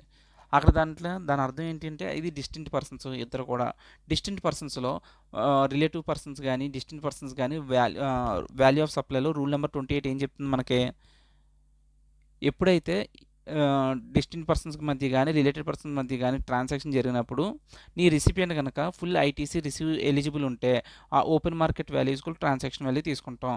ఒకవేళ అలా కాకపోతే ఓపెన్ మార్కెట్ వాల్యూ అనేది తీసుకుంటాం. ఓపెన్ మార్కెట్ వాల్యూ అంటే ఏంటి, మార్కెట్ వాల్యూలో ఎంత ఉంటే అంత తీసుకుంటాం, లేదంటే అని చెప్పి ఇది like kind quality cost plus 10% ఏదో ఉంది, అంతే కదా. అయితే ఇక్కడ ఏం చెప్తున్నాడు, branch office eligible for full ITC. నీ బ్రాంచ్ ఆఫీస్ ఏంటి, హెడ్ ఆఫీస్ ఏం చెప్తుంది, బ్రాంచ్ ఆఫీసు ఫుల్లీ ఐటీసీకి ఎలిజిబుల్ అంటే అప్పుడు ఏం చెప్తుంది, whether amount recovered or not from branch office by head office value under invoice ఏం చెప్తుంది, వాల్యూ కెన్ బి నిల్ ఉన్న తీసేసుకోవచ్చు. ఎప్పుడంటే నీ branch office 100% eligible for ITC అయితే రూల్ నెంబర్ వాల్యూ అదే రూల్ నెంబర్ 28 ప్రకారం ఏం చెప్తుంది, ట్రాన్సాక్షన్లో ఎంతైతే నువ్వు ఇన్వాయిస్ వాల్యూలో ఎంతైతే వాల్యూ చెప్తే అదే వాల్యూ కింద తీసేసుకుంటాను, ఇది 0 అయినా సరే అదే వాల్యూ తీసుకుంటాను. ఒకవేళ నీ రిసిపియంట్ కనుక 100% ఐటీసీకి ఇన్ఎలిజిబుల్ అయితే అప్పుడు ఏం చేయాలి, amount recovered from branch office by head office. Head office కనుక బ్రాంచ్ ఆఫీస్ దగ్గర నుంచి అమౌంట్ రికవర్ చేయగలిగితే అప్పుడు వాల్యూ ఎంత అవుతుంది అంటే, వాల్యూ అండర్ రూల్ 828 ఏం చెప్తుందంటే ఓపెన్ మార్కెట్ వాల్యూ తీసుకో, జస్ట్ ఓపెన్ మార్కెట్ వాల్యూ తీసేసుకో. ఒకవేళ అమౌంట్ నాట్ రికవర్డ్, అమౌంట్ అసలు రికవర్ చేయలేము అనుకో, అప్పుడు ఏం చెప్తుంది, అసలు no value of taxable supply, అసలు సప్లై వాల్యూ 0. ఇదేంటంటే ఇది రూల్ నెంబర్ 28కి ఎక్సెప్షన్ అనమాట. ఎప్పుడన్నా డబ్బులు ఇవ్వకపోతే ఏం చెప్తుంది, amount recovered from amount not recovered from branch office by head office. Head ఆఫీస్కి బ్రాంచ్ ఆఫీస్ నుంచి అమౌంట్ రావట్లేదు అనుకో, ఆడేమంటున్నాడు అప్పుడు value of taxable supply is equal to 0 అంటున్నాడు అందులో. ఓకే, ఒకవేళ amount recovered from branch office అయితే అప్పుడు ఏమవుతుంది, ఓపెన్ మార్కెట్ వాల్యూ తీసుకుంటాం, అంతే. With this we are done with circulars అనమాట. సర్క్యులర్స్ మళ్ళీ మనం రివైజ్ చేసుకుంటే ఏం చూసాం, 4:50 అయిపోయింది కదా, మార్నింగ్ నిద్ర లేదు నైట్ అంతా. కళ్ళంతా మత్తులో మాట్లాడుతున్నాను ఒక్కోసారి. సారీ. కొంచెం వేగ్గా మాట్లాడతా. ఇప్పుడు మామూలుగా మనకి సర్క్యులర్స్ మూడే ఉన్నాయండి. ఒకటి వారంటీ ప్రోడక్ట్ మీద, ఒకటి ఆహ్, ఒక మొబైల్ కొన్నప్పుడు దాని మీద కవరేజ్ పాలిసీ తీసుకున్నప్పుడు, ఇంకోటి ఏంటంటే క్రాస్ కవరేజ్ ఐఎస్‌డి. నార్మల్‌గా ఇక్కడ అదేంటి క్రాస్ కవరేజా? ఓవరేజా? Cross cross cross cross cross cross charge, sorry. Yes, cross charge. ఈ రెండిట్లో ఇప్పుడు క్రాస్ చార్జ్ అనేది అక్కర్లేదు. ఎందుకంటే అది ఇప్పుడు అయిపోయింది. అది ఓన్లీ మే 24కి అప్లికబుల్. ఇప్పుడు నవంబర్ 24కి అది అప్లికబుల్ కాదు. ఓన్లీ ఐఎస్‌డి ఒకటి చదువుకుంటే చాలు. Okay. With this we are done. నార్మల్‌గా ఏంటి రూల్ 28 వాడతాం. ఒకవేళ అమౌంట్ నాట్ రికవర్డ్ అయితే అప్పుడు ఏంటంటే there is exception. Value of supply is equal to tax zero అయిపోద్ది అంతే.